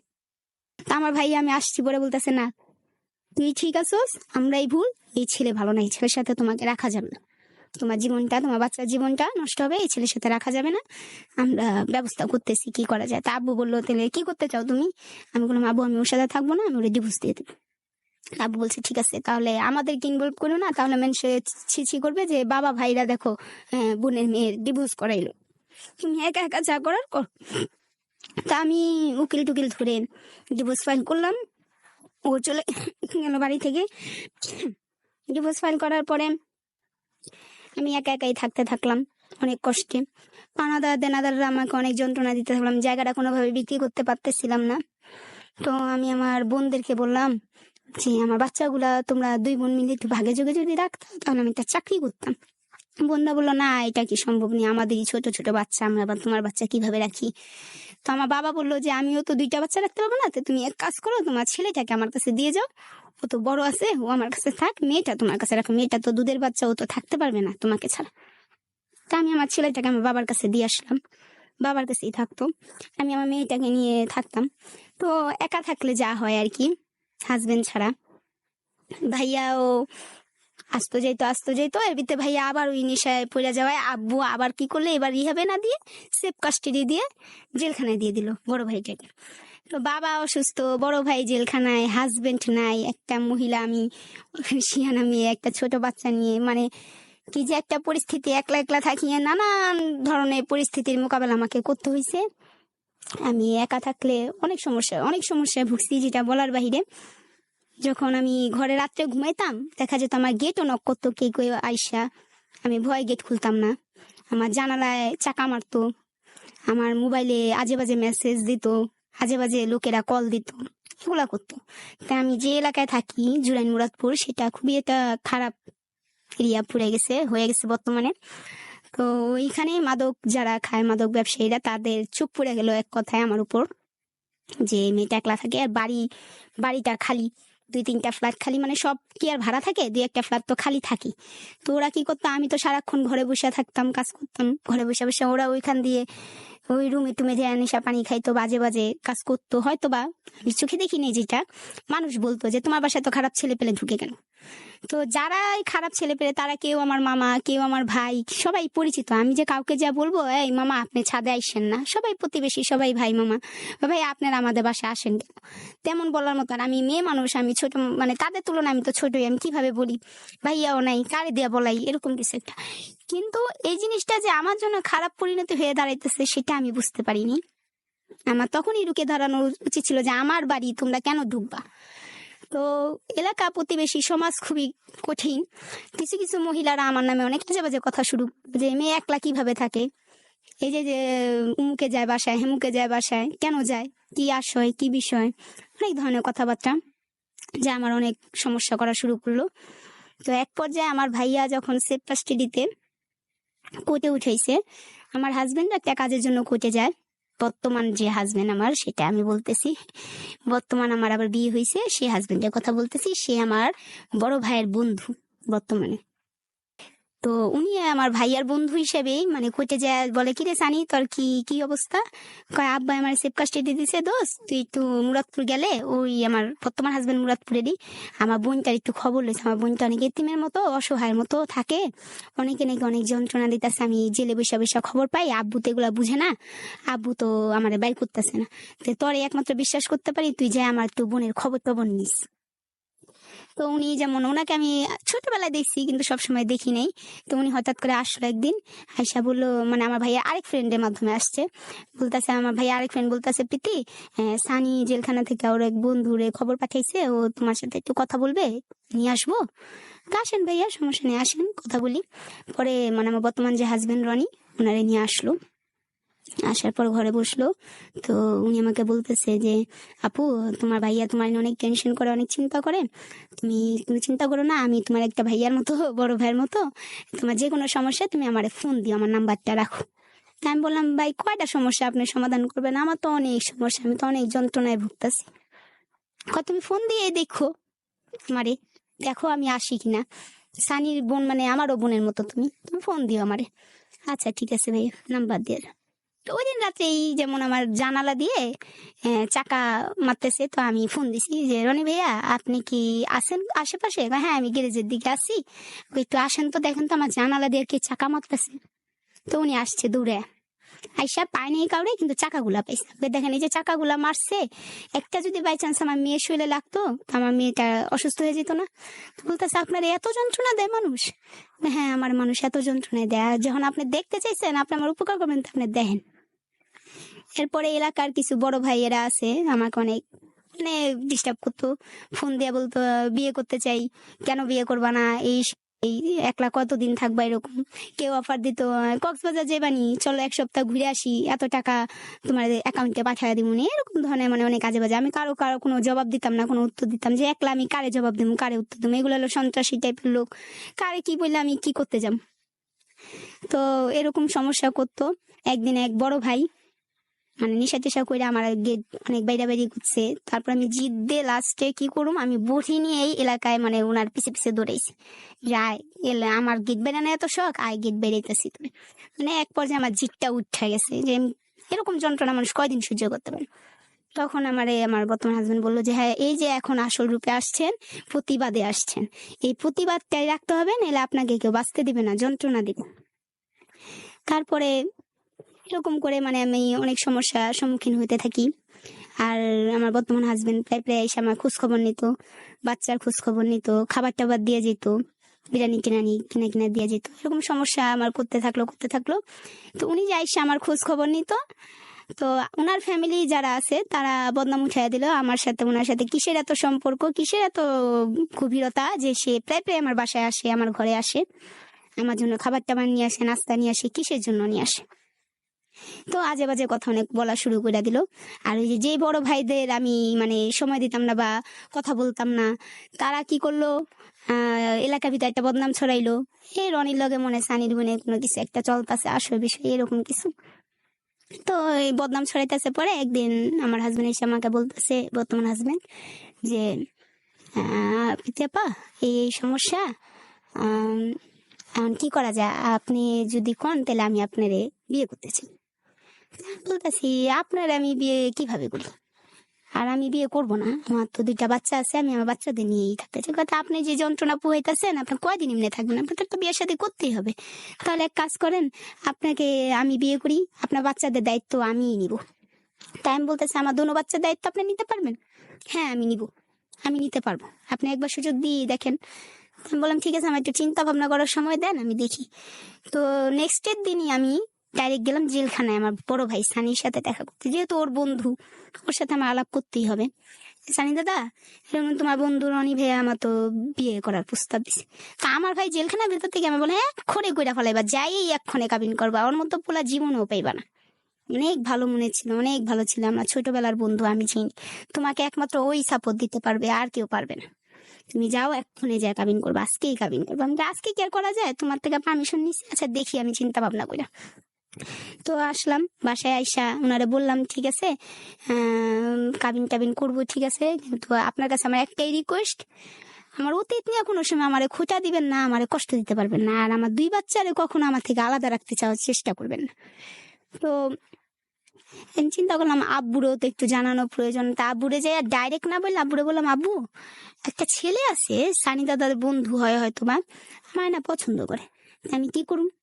তা আব্বু বলতেছে পছন্দ করে, ভালো কথা, এক কাজ করো, সানিরে তো 2-3 মাস পরে বের করবো, তো সানিরে বের করার পরে ওরে নিয়ে আমার বাসায় এসো, আমার সাথে দেখা করে, আমি দেখি ছেলেটা কেমন। কিন্তু মা, তোমার নামে যে যাই হোক, আমি কিন্তু কোনো কিছু কোনো সময় বিশ্বাস করি না, আমি জানি আমার মেয়ে কিরকম, কি হইতে পারে, কি কিরকম। এরপর আমি যখন আমার ভাইয়ের সাথে কথা বলে আসলাম, আসার পর সন্ধ্যার দিকে মানে আমার বর্তমান যে হাজবেন্ড উনি আসলো আমার বাসায়। তো ওনাকে বললাম আপনার সাথে আমার কিছু কথা আছে, বিয়ে তো খালি শুধু বললেই হয় না, আপনার তো আমার অতীতের ব্যাপারে অনেক কিছু জানার দরকার আছে, ভবিষ্যতে যাতে আপনার মুখে বললো সে মুখে বললো এটা এই জিনিসটা যেন আমার সাথে না হয়। তা আপনাকে আমি ডিটেলসটা বলতে চাই, শুনবো আমরা, বলুন। তো ওনাকে বললাম যে আপনি কি জানেন আমার আগের হাজবেন্ড কেন গেছে? বলছে হ্যাঁ শুনছি যে তোমার টাকা পয়সা দেনা টেনা ফালায়, তোমাকে অনেক যন্ত্রণা ফালায় নাকি চলে গেছে। হ্যাঁ, তো আপনি যে আমাকে বিয়ে করতে চাইতেছেন, আপনি আমাকে খাওয়াবেন কি, কি করেন, কাজ কি করেন? তা আমি সব কাজ পারি, আমার কোনো কাজ না জানা নেই, আমি সব কাজ পারি, আমি তোমাকে খাওয়াইতে পারলেই তো হইলো। তা আমি বললাম দেখেন, আমার আগের হাজবেন্ড কিন্তু আমাকে, বলবো না যে মারধর করছে, হয়তো 2-1বার হাতাহাতি হয়েছে, কিন্তু সিরিয়াস ভাবে হয়েছে, কিন্তু প্রায় প্রায় যে মারধর এগুলা, আমি কিন্তু মারধর অনেক খুবই ঘৃণা করি। হ্যাঁ, কিন্তু আপনাদের একটা কথা বলতে আমি ভুলে গেছি, মিস হয়ে গেছে মাঝখান থেকে, যে আমার মা যখন মারা যায় তখন আমি যে অসুস্থ হয়ে গেলাম যে সময়, তো অসুস্থ হওয়ার সময় আমার যেটা আমি শর্ট স্ট্রোকটা করে ফেলি, শর্ট স্ট্রোক করার পরে আমার কোমর থেকে পায়ের আঙ্গুল পর্যন্ত প্রায় অবশ হয়ে গেছিল। অবশ হয়ে যাওয়ার পরে যখন মানে অবশ হয়ে গেছে, অবসর আগে যে ফকিরের কাছে নিয়ে যাবে আমার হাজবেন্ড, আমাকে ফকিরের কাছে নিয়ে যাবে, তো গ্রামের বাড়িতে নিয়ে গেছিল, তখন আমার টাইফয়েড টিবি 2টা ছিল। তো আমার ট্রিটমেন্ট মানে ওষুধ চলতেছে, মধু আমাকে ফকির দেখাবে নিয়ে গেল ওইখানে। নিয়ে যাওয়ার পর ওইখানে আমাকে কিসে একটা ডাক্তার নিয়ে আসলো। ডাক্তার এসে আমাকে মানে মাজায় 3টা না 4টা ইঞ্জেকশন পুশ করছিল আর ফকির টকিরও দেখাইছিল। তা আমি আবার কি করছি, যে ইঞ্জেকশন গুলো যে কাগজে যে খামে থাকে সেগুলা থেকে যে উপরে যে নাম ছোটভাবে লেখা থাকে, যেটা মানে লাগানো থাকে, ওইটা ছিঁড়েছিলাম। আর ছোট পার্স ছিল, অনেকগুলো খুব ছিল, পার্সে খুপে খুপে ভরে রাখছিলাম নামগুলা। কারণ আমার কাছে কেমন যেন সন্দেহ রাখলো যে আমাকে ফকির দেখাইতে আনছে, আমাকে ইঞ্জেকশন কেন পুশ করা হতেছে। তো যখন 1 সপ্তাহ হয়েছে তখন আমার পুরোপুরি ভাবে আমার কোমর থেকে পায়ের আঙ্গুল পর্যন্ত অবশ হয়ে যায়, সম্পূর্ণ অবশ হয়ে যায়। কিন্তু আমি যখন গ্রামে যাই পায়ে হেঁটেই লঞ্চে উঠি, পায়ে হেঁটেই যাই। তেমন অবশ্যই হয়ে গেল কেন, তখন আমার সন্দেহ লাগে, আমি ওই নামগুলা নিয়ে নিছি। তো আমার যে মানে গ্রামে একটা মামি শাশুড়ি ছিল, উনি আসছে পরে আমি বলতেছি, মামি আমি তো কারোর সাথে কথা বলতে পারতেছি না, বাসায় কি খবর না খবর, আমার তো মতো শরীর অসুস্থই হইতেছে। তা আমি আপনাকে আমার আব্বুর নাম্বারটা দিয়ে আপনি একটু ফোন দিয়ে আমার আব্বুরে বলেন যে সে স্যারের সাথে কথা বলতে আমাকে ঢাকায় নেওয়ার ব্যবস্থা করতে, আমি তো মরে যাবো। আর যদি আমাকে ঢাকা না দেয় তাহলে শুধু বলে দেন যে যদি কোনো ভুল ত্রুটি করে থাকে আমাকে যেন ক্ষমা করে দেয়, আমি তো মারাও যেতে পারি, এমন অবস্থা আমার।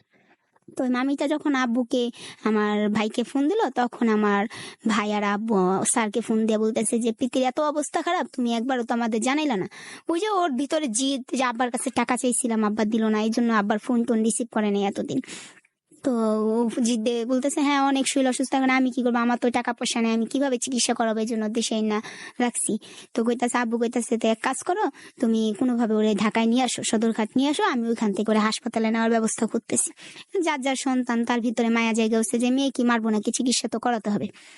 তারপরে ও কি করছে, মানে পরের টাকায় মানে চলতে তো অনেক মজাই লাগে, সে আমাকে ডেকে না নিয়ে এসে সে মানে ফার্স্ট ক্লাস একটা কেবিন বুক করে আমাকে নিয়ে আসার জন্য। সদরঘাটে এসে তো শ্বশুরের টাকা দিবই, ওর পকেটে নাই 100 টাকা, ও ফার্স্ট ক্লাস কেবিন বুক করে আমাকে নিয়ে ঢাকায় আসে আর কি। তো সাথে ওর ভাবিরে নিয়ে আসে একটা। তো নিয়ে আসার পরে সদরঘাটে আব্বু বলতেছে আসো, গেটে আসি। তা আব্বুরে বলতেছে আব্বা লঞ্চের বিল দিতে হইব না, কেমনে নিয়ে আহম প্রীতিরে। তা আমার বাবা মনে মনে অনেক কষ্ট পায় যে দেখছো চিকিৎসা আমি করামো, লঞ্চের ভাড়াটা দিব, সেই ভাড়াটাও গ্রামের থেকে নিয়ে আসতে পারেনি। ওর ভাইরা কি এতই অসমর্থ, যে ফ্যামিলি কি এতই অসমর্থ যে যে গাড়ি ভাড়ার টাকাটাও নিয়ে আসতে পারেনি। তো কেমন মানে ওর আত্মাটা ছিল। তো আমার বাবা কি করবে আর, লঞ্চে ঢুকে কেবিন দেখে আমার বাবার মাথা নষ্ট, যে যার কাছে ভাড়া নেই টাকা নেই সে কেবিন ঠিক আছে নিচে একটা নর্মাল কেবিনও তো নিতে পারতো, সে ফার্স্ট ক্লাস কেবিন নিয়ে আসছে। তা আব্বু বিল দিল, দিয়ে আমাকে নিয়ে সদরঘাটের পাশে ন্যাশনাল হাসপাতাল সেটা নিয়ে গেল। নিয়ে যাওয়ার পর আমাকে সাথে সাথে ভর্তি করলো। তো ন্যাশনালের এক প্রফেসর আবার আমার আব্বুর পরিচিত, তো উনি এসে আমাকে দেখে গেল, দেখে গিয়ে ডাক্তারদের বলে গেল যে এটা আমার ভাতিজি লাগে, একটু ভালোভাবে কেয়ার করো। তো আমাকে নিয়ে প্রায় মানে ডাক্তাররা বসে বসে যে কি এই বয়সে একটা মেয়ে কোমর থেকে পা পর্যন্ত কিভাবে অবশ হয়ে যায়। তো আমার পায়ের ভিতরে পেরেক টাইপের, পায়ের তলার ভিতরে পেরেক টাইপের কি যেন ওগুলা ঢুকায়, কিন্তু আমি কোনো বোধই পাই না। আমার হাঁটুর ভিতরে ঢুকায়, আমি কোনো বোধই পাই না। এরকম কোমরে ঢুকায়, রক্ত বের হয়, কিন্তু আমি কোনো ব্যথাও পাই না, কোনো বোধও পাই না। মানে আমার একদম অবশ হয়ে গেছে, প্যারালাইসিসের মতো আর কি। তো ডাক্তাররা মিটিং বসাইলো, কি সমস্যা ওনারা ধরতেই পারতেছে না কি সমস্যা। তখন আমার মাথায় আসলো যে ইঞ্জেকশন গুলা দিচ্ছিল আমারে। তো আমি ডাক্তার যখন দেখতে আসছে, ডাক্তারকে বলতেছি আঙ্কেল আমাকে আমার শ্বশুর বাড়ি নিয়ে যাওয়ার পরে আমার ভাসুরেরা জালেরা মানে আমার শ্বশুর বাড়ির লোকেরা ডাক্তার এনে আমাকে ইঞ্জেকশন পুশ করছিল, আমি নামগুলা নিয়ে আসছি, আপনাকে দেখাবো। হ্যাঁ হ্যাঁ দেখাও দেখাও, কি ইঞ্জেকশন দিচ্ছে তোমাকে। তো আমি পার্সে থেকে মানে কেউ ছিল না তখন আমার সাথে, আমি একাই ছিলাম, হ্যাঁ একাই ছিলাম তখন বেডে। তো আমি ওই নামগুলা বের করে ডাক্তারের হাতে দিলাম। তো ডাক্তাররা ওই নামগুলা নিয়ে চলে গেল। চলে যাওয়ার পরের দিন মানে ওই যে আঙ্কেল মানে ওই সভাপতি ন্যাশনাল হাসপাতালে পরিচিত আমার বাবার, উনাকে ডাক দিয়ে বললো যে মেয়েটা তো সম্ভবত পুলিশ কেস করতে হইতে পারে। কেন, যে মেয়েটার যে ইঞ্জেকশন গুলা দেওয়া হয়েছে এই ইঞ্জেকশন গুলা ফ্রিজে রাখতে হয়, ফ্রিজে রাইখা তারপরে মানে ফ্রিজ ছাড়া রাখলে ইঞ্জেকশন গুলা মানে টেম্পার নষ্ট হয়ে যায়, এরকম কিছু আর কি। তো গ্রাম দেশে তার কারেন্ট তেমন একটা থাকে না, তো ওইটা ওরা নর্মালি রাখছে, মানে ওই ধরতে গেলে ডেট ফেলের মতো আর কি। যে ইঞ্জেকশন গুলা পুশ করা হয়েছে। আর ওর হলো টাইফয়েড টিবি এই ইঞ্জেকশনও কিভাবে পায়, কোন ডাক্তার দিছে, তো এটা জানানোর পরে ওই আঙ্কেল আবার আমার আব্বুরে ফোন দিল যে ভাই, আপনার মেয়েরা তো এরকম ভুল ইঞ্জেকশন মনে হয় দেওয়া হয়েছে, এটা এখন কেমনি কি? পরে আব্বু আবার আমারে ফোন দিল যে প্রীতি কাহিনী আমাকে কি, আমার তো মনটা আব্বু সন্দেহ লাগছে তখনই যখন হাতুইরা ডাক্তার, একটা ফার্মেসির ডাক্তার কিভাবে এসে আমাকে ইঞ্জেকশন পুশ করে, আর আমারে নিয়ে গেছে ফকির দেখাইতে, আমার ওইখানে না ইঞ্জেকশন কেন দিবে? ইঞ্জেকশনটা দেওয়ার পরে আব্বু আমার আরো বেশি অবস্থা খারাপ হয়ে গেল, আমি পাড়া দিতে পারতেছিলাম না, বাথরুমে পোশাকও করতে যেতে পারতেছিলাম না, এমন অবস্থা। তা আব্বু কইতেছে এই তো জসকোট, তুমি যদি বলো তাহলে আমি আমার উকিল আঙ্কেল আছে, ওনার কথা বলে ওনারে পাঠাই তোমার কেবিনে, হ্যাঁ তুমি মামলা করে দাও সবুজের নামে, দরকার নেই এমন জামাই দেয় কি করবা? তা আমি কইতেছি আব্বু হয়তো বা সবুজের নাও তো জানতে পারে, কারণ ওইখানে তো ওর ফ্যামিলি সবাই ছিল, কোন না কি ডাক্তারেরও তো ভুল হইতে পারে, ও তো নাও জানতে পারে, শুধু শুধু ও দোষ দিয়ে তো লাভ নেই। আর ও তো আমার জন্য অনেক খাটাখাটি করতেছে, আমাকে বাথরুমে নেওয়া কোলে ঘোরা সেবা যত্ন সবই করতেছে, তো ওর নামে আমি কিভাবে, আমি তো আর জানতেছি না। আর আমার মনটা বলতেছে ওই ডাক্তারেরই দোষ, ডাক্তার ও তো ডাক্তার না, ও তো ফার্মেসির একটা হাতুড়ে ডাক্তার, ও কেন আমাকে ইঞ্জেকশন দিল? আর নিলে মনে হয় আব্বু আর ভাই ভাবিরা আমার মারতে চাইছে, কোনো ষড়যন্ত্র করছে, এই জন্য মানে আমি আব্বাকে এড়াইয়া যেতেছি যাতে মামলা মোকদ্দমার দিকে না যায়। তা আমার ভুল ছিল সেখানে আমার উচিত ছিল এটা তদন্ত করা সঠিকভাবে, যে আসলে কি আমাকে মারার কোনো প্ল্যানিং ছিল কিনা, বা ইচ্ছা করে আমাকে সেই ইঞ্জেকশন গুলা পুশ করা হয়েছিল কিনা। কিন্তু আমি সেখানে এড়াই গেছি, সংসারে চিন্তা করে যে আল্লাহ আমার একটা ছেলে আছে, আমি কিভাবে আমার হাজবেন্ডের নামে মামলা দিই, কিভাবে দিই, আমার ওর সাথে সংসার করতে হবে না, আমি ওর নামে মামলা কিভাবে দিই? তা আমি সন্ধ্যার পর আমার হাজবেন্ড যখন আসলো আমি ওনাকে বললাম, স্যার আমার যে ইঞ্জেকশন গুলো দেওয়া হয়েছে এগুলার একটারও ডেট নেই, বা ভুল ইঞ্জেকশন ডাক্তারের কইতাছে, আমার কেন এই ইঞ্জেকশন গুলো দেওয়া হয়েছে আপনি ফোন দেন তো আপনার ভাই ভাবি করে, যে হেরা কি আমার মারতে চাইছিল নি, আমার মেয়েরা হ্যাঁ লাভ কি? হ্যাঁ কইতাছি কি, হ্যাঁ মনে হয় হেরাই করছে, হেরা তোরে দেখতে পারে না, হেরা যে তোরে বিয়া করছে পড়তে হ্যাঁ জ্বালা উঠে গেছে, এরা হচ্ছে না কেমন করে, হেরাই মনে হয় করছে, হ্যাঁ আবার কইতাছে। তো ভালো কথা, এরকম আমার চিকিৎসা চললো। তো আমি 16 দিন ছিলাম কৃষ্ণালে ভর্তি। তারপর আমার বাসায় নিয়ে যাওয়ার পরে সকাল বিকাল 2 টাইম আমাকে ব্যায়াম করাইতে হইতো, হাতে আর মানে কোমরের থেকে পায়ে ব্যায়াম করাইতে হইতো প্যারালাইসিসের কারণে। খাওয়া দাওয়া অনেক কষ্ট ছিল, মানে আমি যে বিছানা থেকে প্রসাব করতে যাব বাথরুমে আমার সেই শক্তিটা ছিল না, এমন একটা অবস্থা, খুবই অসুস্থ হয়ে গেছিলাম। তারপর আমি অনেক স্বাস্থ্য, আমি অনেক হেলদি ছিলাম, এরপর থেকে এই যে আমি যেমন শুকায় গেলাম, একদম শুকায় গেলাম অসুস্থ হয়ে। তো এই কথাটাই আমি আপনাদের বললাম। তো আমি আমার হাজবেন্ডকে, মানে বর্তমান যে হাজবেন্ড তাকে আমি মানে বলতে চাইলাম যে আপনি আমাকে কি করে খাওয়াবেন। আমি তো কথার মাঝখান থেকে এখানে আবার চলে গেলাম এই কথাটা আপনাদেরকে জানানোর জন্য আর কি। তো উনি বলতেছে আমি কাজ করে খাওয়াবো তোমাকে, তাই আপনার ফ্যামিলি কি আমাকে মেনে নিবে? তা ফ্যামিলি দিয়ে কি করবো, আমি বিয়ে করলাম আর ফ্যামিলি দিয়ে কি করবো? তো উনি যে আমাকে বিয়ে করছে, পরে ওনার মায়েরা যে সমস্যা করলো, তো ওরা 3-4 মাস মনে করেন আমার কে বাসায় উঠায় নেই বা মানে নেই এরকম কিছু। তো আমার দ্বিতীয় হাজবেন্ডের সাথে বিয়ের প্রথম মাসেই আমার বেবি পেটে, আর যে বর্তমান ছেলে হয়েছে আরেকটা ও পেটে। তো যখন 5 মাসে প্রেগনেন্ট আমি খুবই অসুস্থ, যেহেতু তৃতীয় সিজার হবে, খুবই অসুস্থ হয়ে পড়ি, আমি রান্না বান্না করতে পারি না, খাইতে দিতে পারি না। তখন আমার হাজবেন্ডের তরকারি দোকান দেয়, সবজির দোকান, সে সবজি বিক্রি করে। তো আমি বলতেছি, আমি ওনাকে মানে আমার মেয়ে যে আগের ঘরের মেয়ে রোজার বাবা বলে ডাকি, উনি আমাকে রোজার মা বলে ডাকে, আমি ওনাকে রোজার বাবা বলে ডাকি।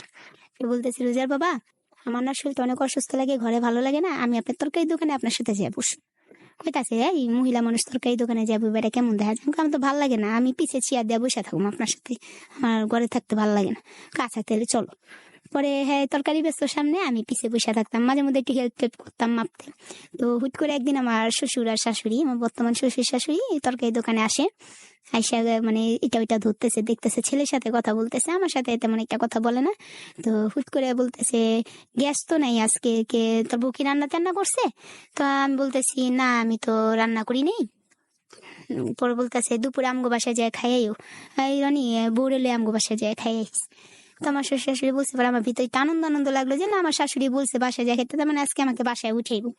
তো দুপুরে যেমন গেলাম, যাই ভাত খাওয়া দাওয়া করলাম। তো আমার হাজবেন্ড আবার একটু চঞ্চল প্রকৃতি, সে বলতেছে, তো মা এক কাজ করি, প্রীতি তো মানে আমাকে ডাকে, প্রীতি তো শরীর ভালো থাকে না, রান্না বান্না ঠিক মতো করতে পারে না, ঠিক মতো খানে অসুস্থ থাকে, তা আমরা ওই বাসায় থাকুম না, আমাদের বাসায়, আর 2 বেলা তোমার এখানে এসে খাওয়া দাওয়া করুন, বাজার একসাথে করুন।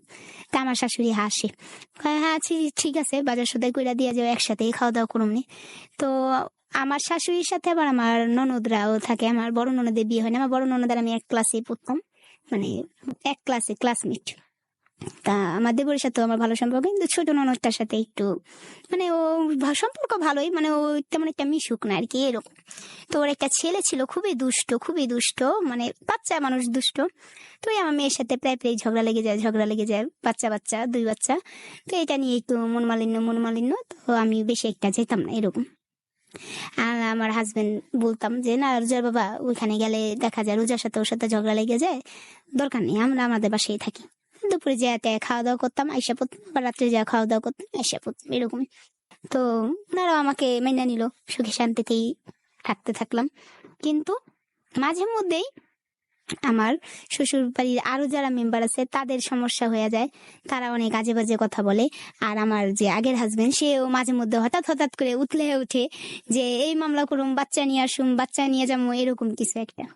এই তো আমার আগের হাজবেন্ডকে আমি বললাম যে আমার আগের হিস্টোরি গুলা কিভাবে কি, সে আমাকে জানতে চাইলো। তো আমি তাকে সব ডিটেলসে বললাম যে এরকম এরকম করে আমার মা আমাকে ফোর্স করে বিয়ে দেওয়ায়, আর আমার ওই হাজবেন্ড এরকম এরকম আমার কাছ থেকে অনেক টাকা দাবি করে। যখন আমি আমার হাজবেন্ডকে বললাম, বর্তমান হাজবেন্ডকে, যে সে আমাকে বিয়ের কথা বলার পরে যে তুমি যে আমাকে বিয়ে করবা, তুমি আমাকে খাওয়াবা কি, তো বলতেছে যে আমি যা করে খাওয়াই, আমি তোমাকে খাওয়াইলেই তো হলো, যেভাবে খাওয়াই, যে কাজ করে খাওয়াই।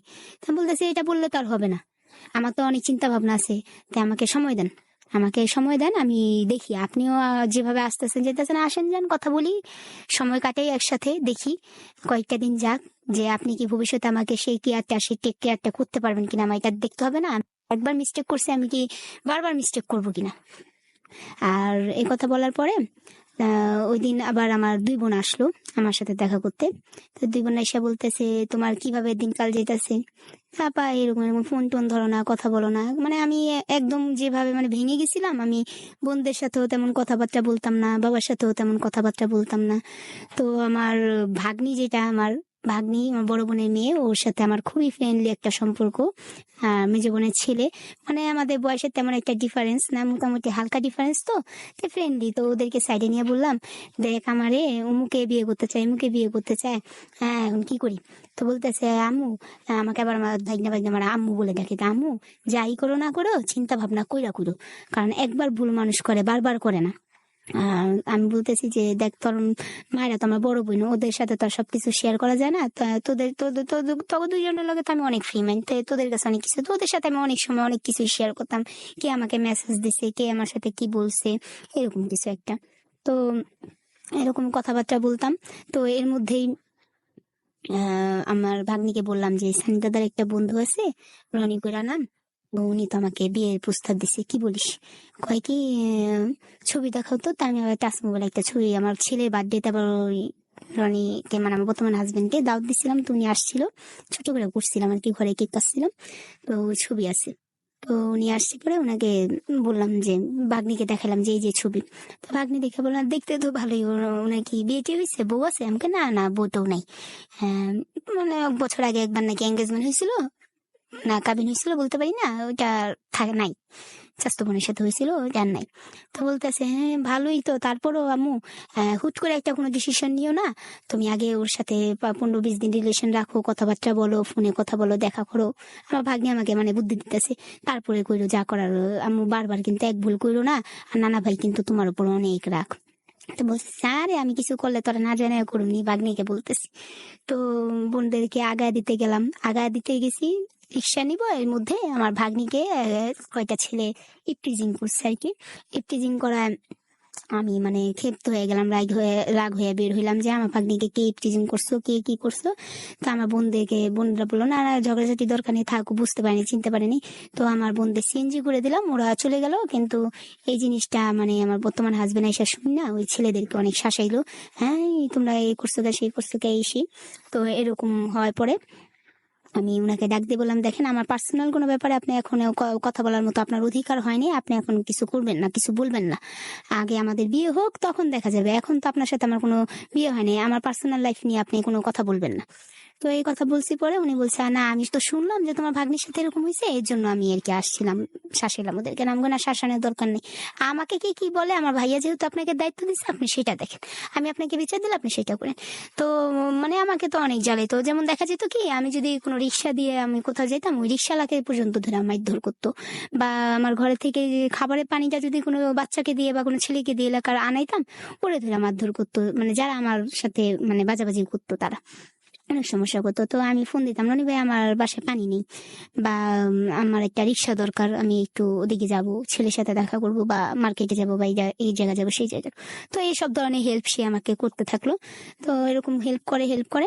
তো একদিন মানে উনি আসছে আমার বাসায়, আইসা দেখে আমার ঘরে আমার একটা ফ্রেন্ড বসে আছে, ফ্রেন্ড বলতে মানে আমার ছেলে ফ্রেন্ডই, আমার স্কুলে ক্লাস ফ্রেন্ড। তো বসে আছে, তো ও আবার বলতেছে আমারে যে প্রীতি, মানে ও বলতেছে আমার বর্তমান হাজবেন্ড গেটের আড়াল থেকে শুনতেছে যে প্রীতি আমি তোরে স্কুল লাইফ থেকে না অনেক পছন্দ করতাম। তো উনি ঢুকে কি করলো, এই তুই এখন বের হ, ছেলেটাকে বললো বাইর হ, মানে ওনার মাইন্ডে লাগছে। তো ছেলেটা কথা শেষ করতে পারলেন বের করে, তখন আমি বুঝতে পারলাম যে সে তো আমাকে নিয়ে অনেক পসেসিভ, যে আমাকে কিছু বললে সে মানতে পারতেছে না এরকম কিছু, যে সে তো হয়তো আমাকে ভালোবেসে ফেলাইছে বা আমাকে পছন্দ করে ফেলাইছে বেশি।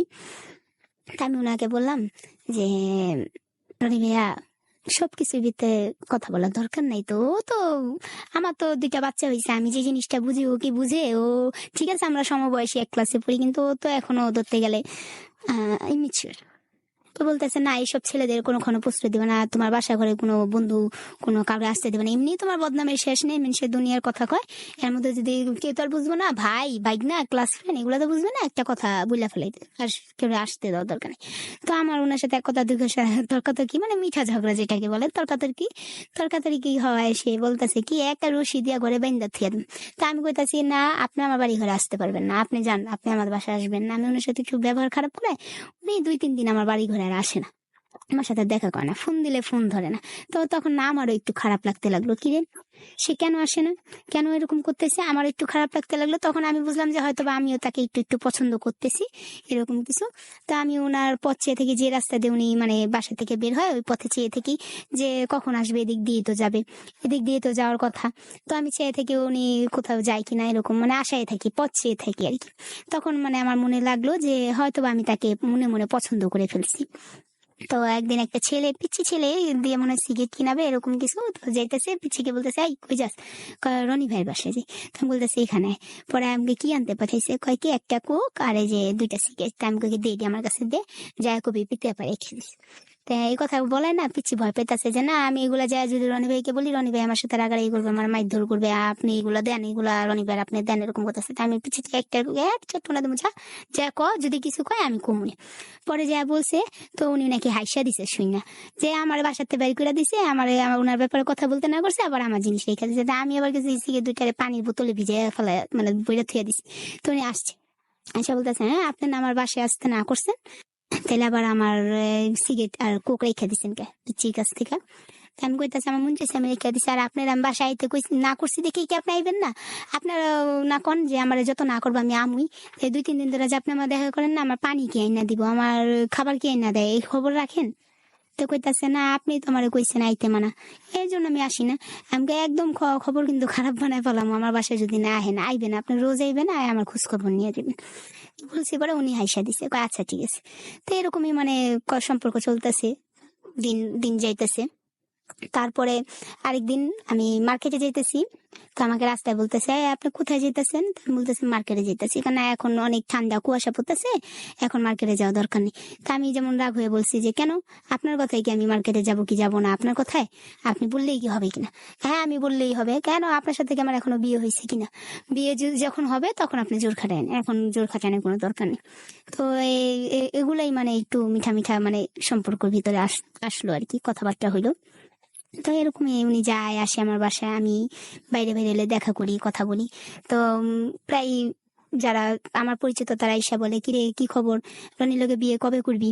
দেখি কবে করা যায়, চিন্তা ভাবনা করতেছি, দেখি যদি মনের সাথে মন মিলে করব। এর মধ্যে আমার বাবা আমাকে একদিন ফোন দিল, ফোন দিয়ে বললো যে তুমি একটু আসো তো আম্মু, একটু ভালোভাবে রেডি টেডি হয়ে আসো, তো তোমার সাথে একটু কথা আছে। তা আমি গেছি, পরে শুনলাম যে আমার জন্য নাকি ছেলে দেখবে আমার বাবা, আবার বিয়ের সাথে দিবে এরকম কিছু। তা আমি কইতেছি না, এখন এই কি বিয়ের সাথে আব্বু, এখন বিয়ে সাথে করবো না, এখন বিয়ে সাথে করার আমার দরকার নেই। তো কইতেছে কে? আমি কই না এখন করবো না। কই মানুষ কত প্রেম করে, কত সম্পর্ক করে, এতে মানুষ দু একজনের লোক তো ঘুরতেও যেতে পারো, সম্পর্ক করতে পারো, আমার আইনা দেখাইতে পারো না যে আব্বু এই ছেলেটা আমার পছন্দ, আমি দেখি ভালো হইলে বিয়ে দিব। এভাবে একা একা কয়দিন থাকবা? আমি বলতেছি আব্বু যে ছেলেই দেখবা বইলা দিবা যে আমার 2টা বাচ্চা সহ আমাকে নিতে হবে, আমি কিন্তু একলা যাবো না। কয় এটা কি সম্ভব? দুনিয়ায় কেউ কি মেয়ের সাথে কি বাচ্চা নেয়? এটা কি হয়? ছেলের বাচ্চা থাকলে ওইটা মেয়েরা মাইনা নেয়, কিন্তু মেয়েদের বাচ্চা কি ছেলেরা মাইনা নেয়? তা আমি বলতেছি আব্বু আমি যদি কখনো বিয়ে করি, এমন ছেলেকে বিয়ে করব যে আমার বাচ্চাদের মেনে নিবে, আমার বাচ্চাদের নিজে, আমি আমার জন্য স্বামী দরকার নেই, আমার বাচ্চাদের জন্য আমার বাবার দরকার। তো বাবা বলতেছে এমন ছেলে তুমি কোনোদিনও পাবা না। আমি দেখি পাই কিনা, যদি পাই। এরকম ধরনের কথা আব্বুকে বললাম। তা আব্বু বলছে আচ্ছা ঠিক আছে। তো বড় বোনকে, ছোট বোনকেও বললাম যে যদি আমার জন্য ছেলে দেখো, এরকম দেখবা যেন আমার বাচ্চাদেরকে দেখে। আচ্ছা ঠিক আছে। তো একদিন আব্বুকে বললাম যে আব্বু এরকম এরকম সানি দাদার একটা বন্ধু আমাকে পছন্দ করে, তো কি করা যায়? আচ্ছা আসুক, সানি আসুক, 2-3 মাস পর তো সানি আসতেছে, আসলে দেখি কথা বলবো না, কথা বলে দেখবো, যদি পছন্দ হয়, ভালো ছেলে হয়, তাহলে দিব, এটা আর কারো বলা দরকার নেই, তোমারটা তোমার ভিতরেই রাখো। আচ্ছা আব্বু সানি দাদারা কবে ছাড়াবা? এই 2-3 মাস পরে। 2-3 মাস পরে? তো সামনের মাসে ছাড়াও, সামনের মাসে ছাড়ালে ছেলেটারও দেখা সাক্ষাৎ, মানে সানি দাদারে কবে ছাড়াবা সে আসে, ছেলেটারে বসায় রাখুন, তুমি একটু দেখা করতা। না সানি আসুক, দেখা করবো না এখন, সানি বন্ধু যেহেতু, সানি আসুক, সানি ভালো জানে। আচ্ছা ঠিক আছে, তাহলে সানি দাদা যাবেন হইলে দেখা করাম। আব্বা থেকে সাপোর্ট পাইনি, তো বোনদেরকে একটু বাড়ি মারলাম, বোনদারা বলে না না না, সানি সানি ফ্রেন্ড সার্কেল ভালো না, সানি ফ্রেন্ডদের ভিতরে হবে না ওরা, সানি ফ্রেন্ড সার্কেল ভালো না, অন্য ছেলে দেখো। মেজো বোনটা বল, মেজো বোনও, আমি আবার বড় বোনের থেকে মেজো বোনের সাথে বেশি ফ্রি ছিলাম, তো মেজো বোনকে একটু ভেঙ্গেই বললাম যে আপা এরকম এরকম রনি ভাইয়াই। তো আপু বলতেছে ভালো তো, ছেলে তো ভালো। আমি কই, বড় আপায় তো দেখো না কেমন করে। এই বড় আপার কথা শোনা দরকার নেই গা, তোর যদি ভাল লাগে, তোর জীবন তোর লাইফ, তুই যেমন চা তা কর। তো ভালোই তো, ছেলে তো ভালোই। তারপরে ডিটেলস বললাম এরকম এরকম এই কাহিনী। আব্বু আপা কয় হ্যাঁ সমস্যা নেই, বাচ্চাদের যেহেতু আদর করবে, বাচ্চাদের যেহেতু ভালোবাসবে, তুমি দেখো ইনশাল্লাহ যদি ভালো হয় ভালো। তো বললাম ঠিক আছে আপু, তাহলে আমি কথাবার্তা বলি ওর সাথে। না হ্যাঁ কথাবার্তা বলো, সমস্যা নেই। তো একজনের সাপোর্ট পেলাম, ভাইয়ারও সাপোর্ট পেলাম, মানে ভাই বোন 2জনের সাপোর্ট পেলাম। বড় আপু টিকলো তো, মানে ও একটু মুরব্বী টাইপের, মার মতো আর কি, না এটা চলবে না ওইটা চলবে না, ও আগে থেকে এরকম, এটা করতে পারবে না ওইটা করতে পারবে না এরকম। আর বাবা তো বাবাই, বাবা তো মুরব্বী মানুষ। তো বাসায় আইসা চিন্তা ভাবনা করি, ওনার সাথে কথাবার্তা বলি, দেখা সাক্ষাৎ করি। এর ভিতরে আমি জানতে পারলাম যে ওনার সাথে ওনার চাচাতো বোনের নাকি 4-5 বছর আগে কাবিন হয়েছিল। তা আমি ওনারা ফোন দিয়ে ডাকাইলাম, হ্যাঁ রনি ভাই আপনি আসেন তো, আপনার সাথে একটু কথা আছে। তা আসতে পারে, আমি কই কি আপনার চাচাতো বোনের সাথে নাকি আপনার বিয়ে হয়েছিল? কয়, কে বলছে তোমারে? কিসের বিয়ে হয়েছিল? আমার সাথে এঙ্গেজমেন্ট হয়েছিল। আমি কই না, আপনি মিথ্যা কথা বলবেন না, আমি শুনছি, আপনি আমাকে সত্য কথা বলেন। আমি আপনাকে সব সত্য কথা বলছি, আপনি আমাকে আপনার সব সত্য কথা বলেন। দুইজনের কাছে কোনো কিছু লুকোচুরির দরকার নেই, যাতে ভবিষ্যতে জানাজানি হলে সমস্যা না। পরে বললো হ্যাঁ আমার মা বাবা আমারে দিছিল, আমার চাচাতো বোন বয়স কম ছিল, অল্প বয়সী, তো কাবিন করাইছিল, আমিও যেতাম আসতাম, ও আসতো যেত। তো আমি আমার চাচি বললো যে এখানে আইসা পড়ো আমার কাছে, আমি তোমাকে অটো গাড়ি কিনে দেবো, তুমি দেশে অটো গাড়ি চালাবে, এখানেই থাকবা। তো আমার বর্তমান হাজবেন্ড নাকি ওইখানে গেছিল, ওইখানে যে অটো গাড়ি চালাইতো, চালানোর পরে ওইখানে ছিল প্রায় 6 মাস বছরের মতো নাকি ছিল। তারপরে একদিন আমার মানে শ্বশুর শাশুড়ির সাথে কোনো একটা কথা ব্যাপার নিয়ে বা কিছু একটা নিয়ে ওই মেয়ের সাথে আমার হাজবেন্ডের সাথে একটু তর্কাতর্কি হয়, মানে রুমের ভিতরে তর্কাতর্কি এক পর্যায়ে আমার হাজবেন্ড নাকি মেয়েটাকে একটা থাপ্পড় মারে না কি মারে। তো ওই থাপ্পড় মারে আমার যে মানে ওনার যে আগের শ্বশুর শাশুড়ি, ওনারা নাকি বলে যে আমার মেয়েকে মারছো কেন, হ্যান তেন, মানে ওনারা পুরো খেপা যায়। এই এক কথা দু কথা উনি নাকি রাগ করে আইসা আইসা পরে বলে উনার আর এদিকে মানে মেয়ের জামাই যে রাগ করে আসছে মানায় টানা নিবা, আবার এদিক দিয়ে চাচা চাচিও তো, মেয়ের জামাইও আবার ভাতি যাও, তো উনার আর আগায় নেই গা। তো উনিও রাগ করে যায় নাই, উনারও আসে নেই গা। এরকম পর্যায়ে আমার শ্বশুর শাশুড়িও আর চেষ্টা করে নেই যে ছেলেকে বুঝিয়ে পাঠাই বা মেয়েকে নিয়ে আসে, এরকম কিছু চেষ্টা করেনি। মেয়ের বয়স কম ছিল, একদম অল্প বয়সী ছিল মেয়েটা। তো মেয়েটার সাথে আবার মানে এদিক দিয়ে হাজবেন্ড মানে তেমন একটা কিছু বুঝতো না, তখন মেয়েটা দোষ দিয়ে লাভ নেই। তো ওই আমার হাজবেন্ডের এই বন্ধুর সাথে মানে একটা সম্পর্ক হবে, ও একা একা ওই আমার হাজবেন্ডের ওর সাথে বিয়ে হয়ে যায়। তো আমার হাজবেন্ডের পর থেকেই মানে 5-6 বছর আগে এই জিনিসটা মানে 6 মাসের মতো সংসার করে আর কি এরকম মেয়েটার সাথে। তো আমাকে ভাঙ্গিয়ে বললো যে এই কাহিনী। তো আমি বলছি যে এই যে একটা কথা, এটা আপনি আমার কাছে আজকে লুকাইতেন, আমি মানুষের কাছ থেকে শুনলে তো ঝগড়াঝাটি একটা পরবর্তীতে শুরু হইতো, এটাই যে শুনছি এখন সমস্যা নেই। তেমন কি আমি যদি 6-7 বছর সংসার করতে পারি, আপনি নিলে 6 মাস সংসার করছেন, আপনি আমার 2টা বাচ্চা সহ মানতে পারলে আপনার তো ওই ঘরে কোনো কিছুই না, তো আমি মানতে পারবো না কেন? এটা বইলা নিলে ভালো না? তো উনি বলছে হ্যাঁ তুমি তোমাকে তো বললামই ফার্স্ট ক্লাস, তারপরে তুমি আলাদা দেখো, তুমি যদি এর বিপরীত অন্য কিছু পাও তাহলে তোমার আমাকে বিয়ে করার প্রয়োজন নেই। দেখলাম যে না, উনি সত্য কথাই বলছে।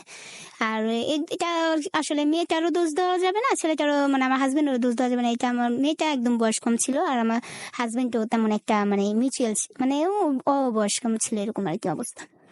তো আমি এটা মেনে নিলাম। তো এরকম তো আমার মেজো বোনকে আবার ফোন দিয়ে বললাম আপা এরকম এরকম ওর নাকি একবার এরকম এরকম বিয়ে হয়েছিল, এই কাহিনী। মেজো বোন কথা হয়তো হোক, সমস্যা নেই, হইলে কি হয়েছে, তোরও তো হয়েছে, তোর যদি বিয়ে শাদী হয়েছে তোর জামাই সংসার করছিস, তোর মাইনা নিতে পারলে তুই ছাড়া মানুষ ওরটা মাইনা নিতে পারবি নাকি? তে এই অবস্থায় আমরা মানে কথাবার্তা বলি এর মধ্যে মানে আমার শাশুড়ি তো আর জানে না যে ওনার ছেলে আমাকে বিয়ের প্রস্তাব দিছে বা আমাদের একটা রিলেশন চলতেছে। আমার শাশুড়ি আবার কি করছে, আমার হাজবেন্ডের জন্য মেয়ে দেখছে, মানে ছেলেকে বিয়ে করাবে। তো উনি আবার কি করছে, রেডি টেডি হয়ে আমার সাথে আর ভাইয়ের সাথে গেছে মেয়ে দেখতে। তো ওর ছোট ভাই যে মানে আমার দেবর আবার মানে আমার ফ্রেন্ডের মতো ছিল। তো আমি আবার ওরে ফোন দিছি যে ইব্রাহিম তুমি কই? কয় আমি তো ভাইয়ের জন্য মেয়ে দেখতে আসছি। কোন ভাইয়ের জন্য মেয়ে দেখতে আসছো? কয় কে, রনি ভাইয়ের জন্য। তো আমি আবার হাসতে হাসতে বললাম হ্যাঁ ভালো, এই ভাইয়ের তো বিয়ার সাথে একটা করার দরকার, তো এক কাম কর, তোর ভাইয়ের লেগে আগে মাইয়া দেখ, পরে আমার লেগা পোলা দিস। হ্যাঁ আমিও বিয়ার সাথে কোনো চিন্তা করছি, আমি ওর সাথে শয়তানি করতেছি। আমি মনে মনে তখন ভাবতেছি যে আসুক তারপর বুঝাম মজা, হ্যাঁ আমারে কয় বিয়ের কথা মনে আবার যে আমার লগে মাইয়া দেখতে। পরে উনি আসছে রাত্রে 9টার দিকে আমার সাথে দেখা করতে এসছে। আমি বলতেছি কি খবর, কই গেছিলেন? কয় কি দাওয়াত খেতে গেছিলাম। দাওয়াত খেতে গেছিলেন, আমার কি ইব্রাহিমে ফোন দেয়নি?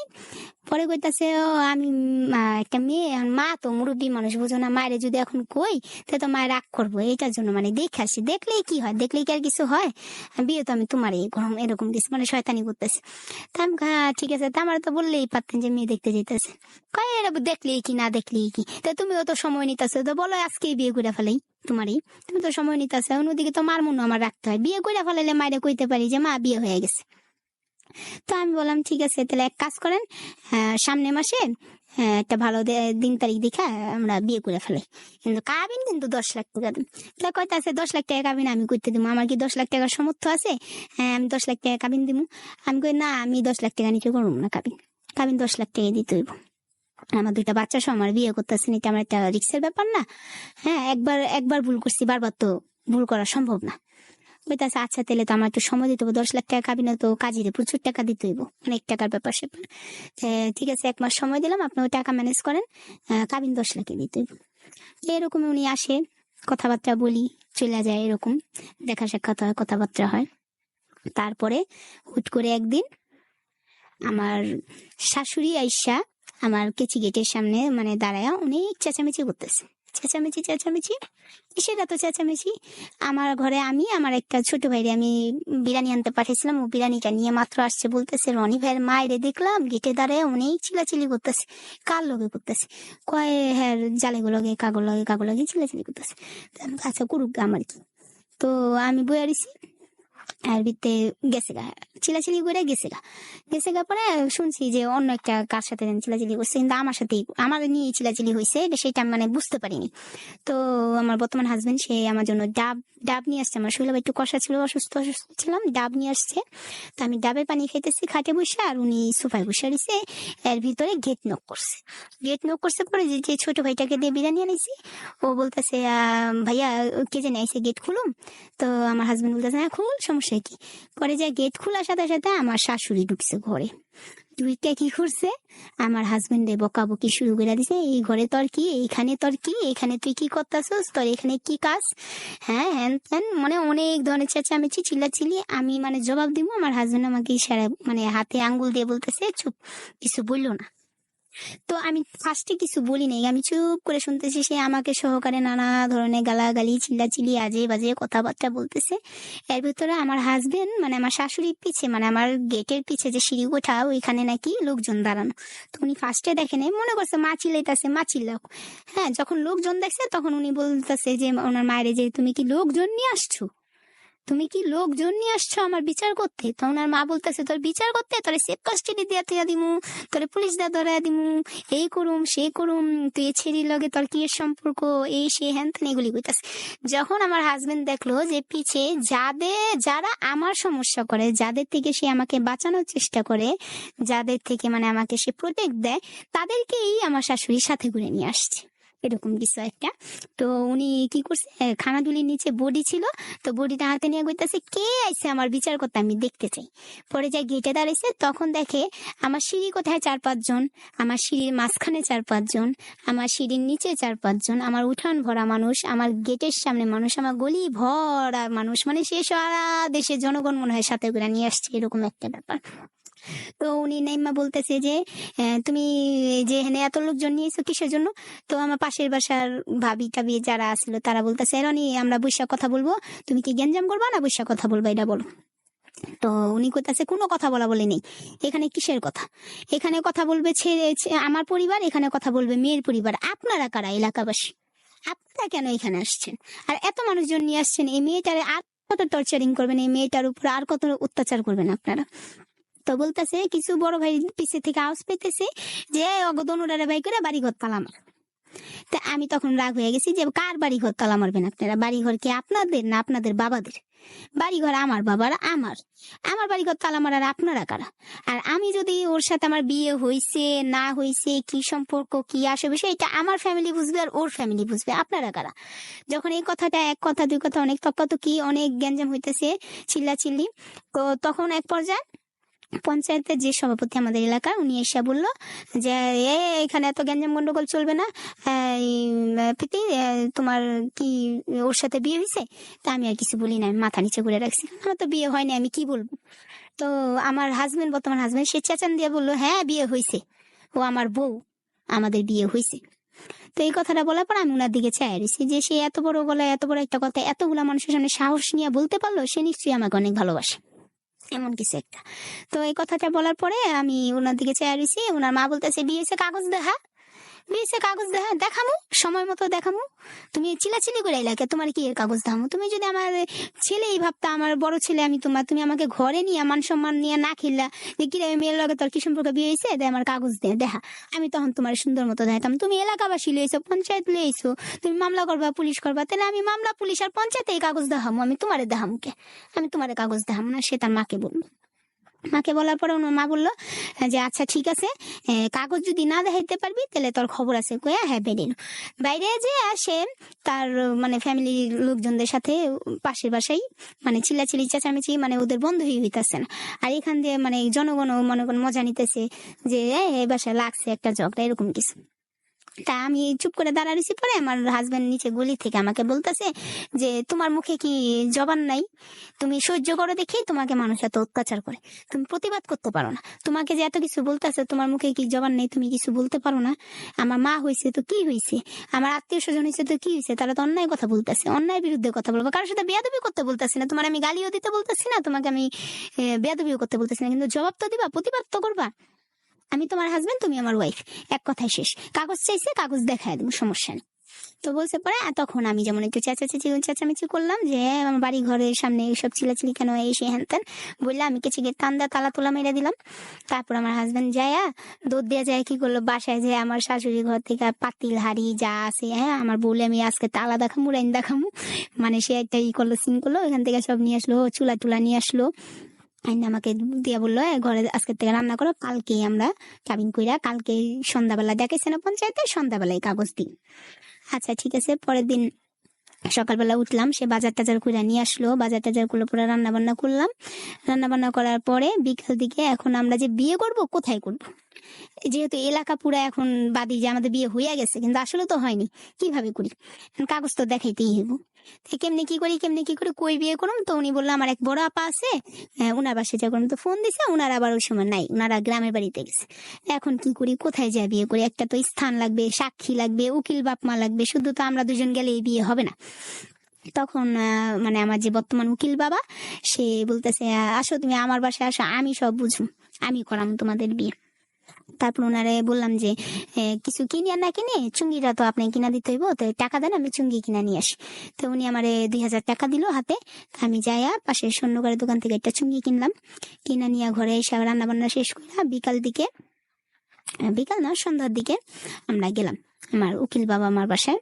ওইখানে গেছি, পরে ওখানে কাজে আসছে, কাজে এসে কাগজপত্র সব লেখা টেখা আমাদেরকে বিয়ে শাদী করাইলো। বিয়ে করানোর পর মিষ্টি টিষ্টি আনলো আমার উকিল বাবাই, খাওয়া দাওয়া করলাম।